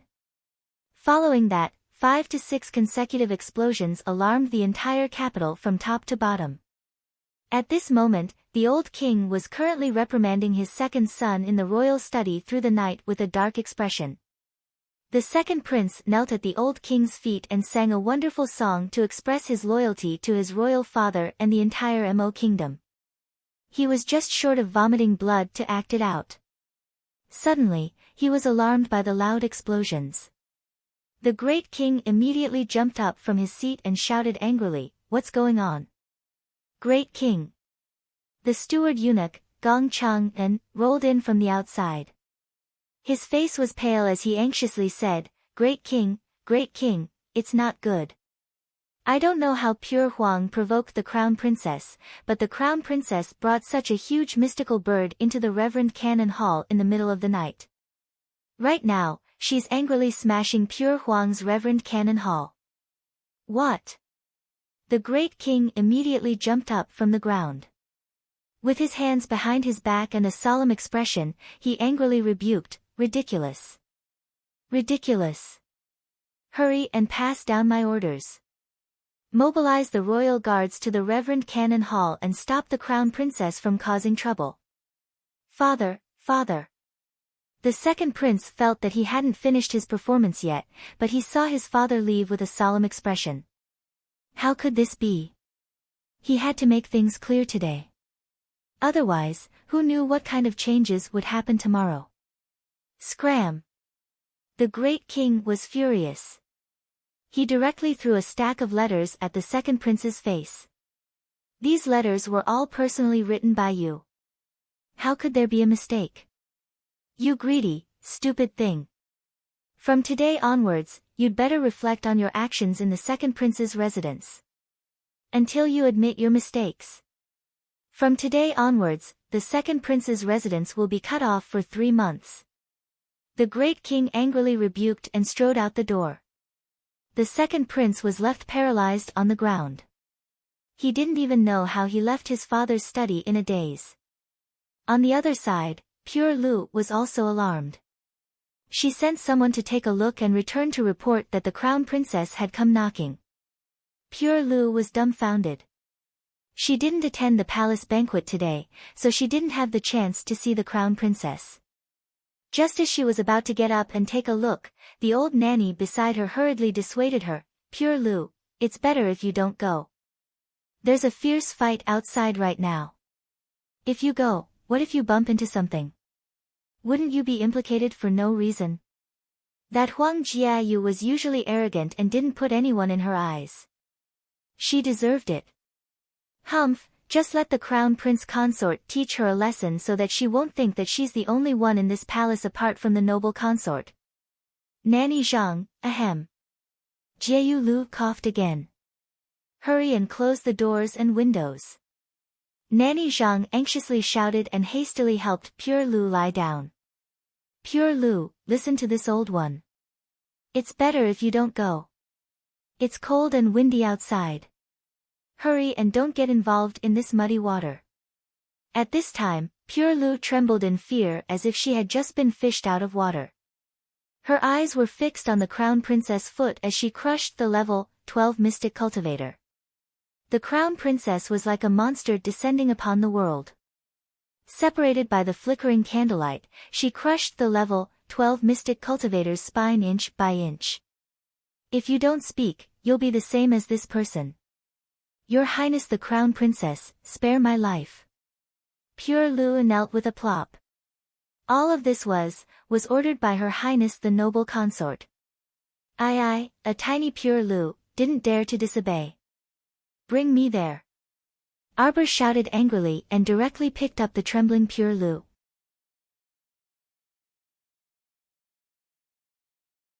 With a whoosh, he left the Classics Reverence Hall and headed straight for the noble consort's Sephora Flower Palace.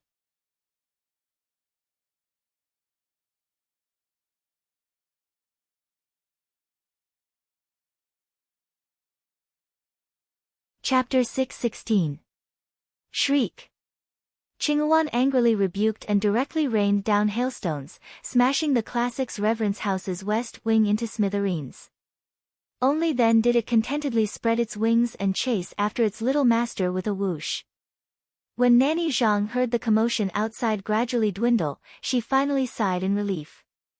She raised her embroidered handkerchief to wipe her sweat before hastily instructing the junior royal maid beside her to go investigate. When Jieyu Lu and Nanny Zhang returned, they heard that the entire west wing had been smashed to smithereens without a single intact brick or tile to be seen.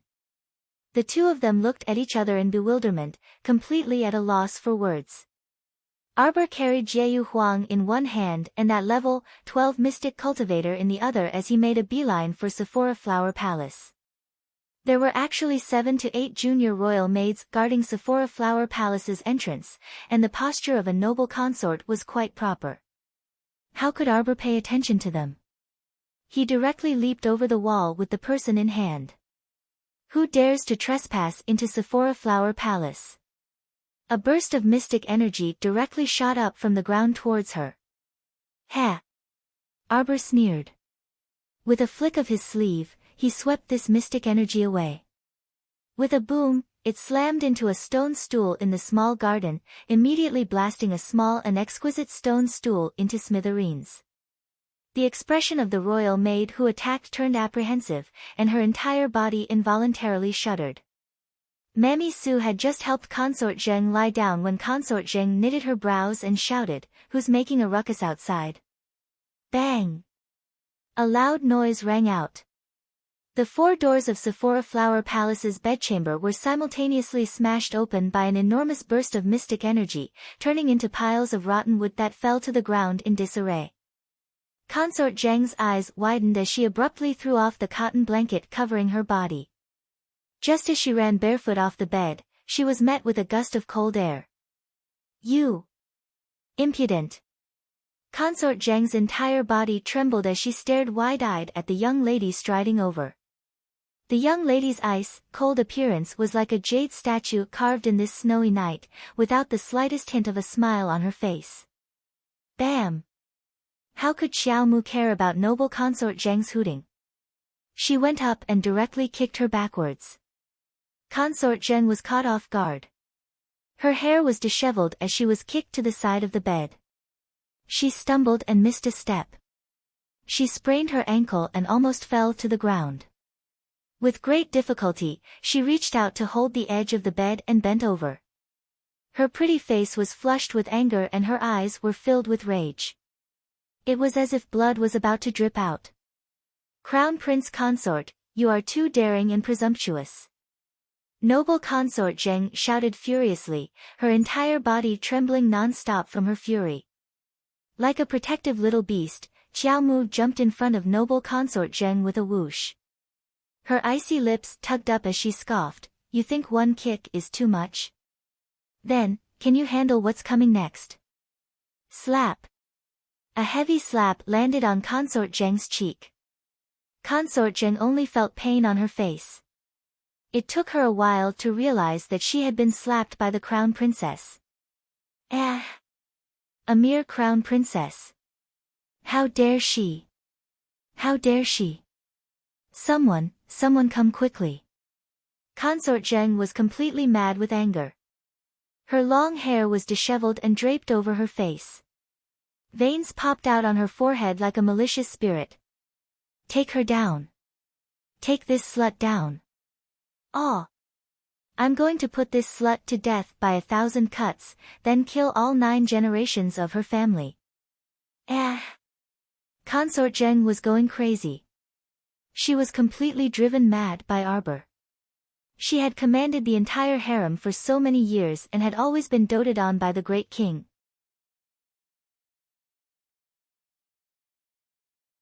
Who dared to treat her like this? She was kicked and slapped. She was Consort Zheng.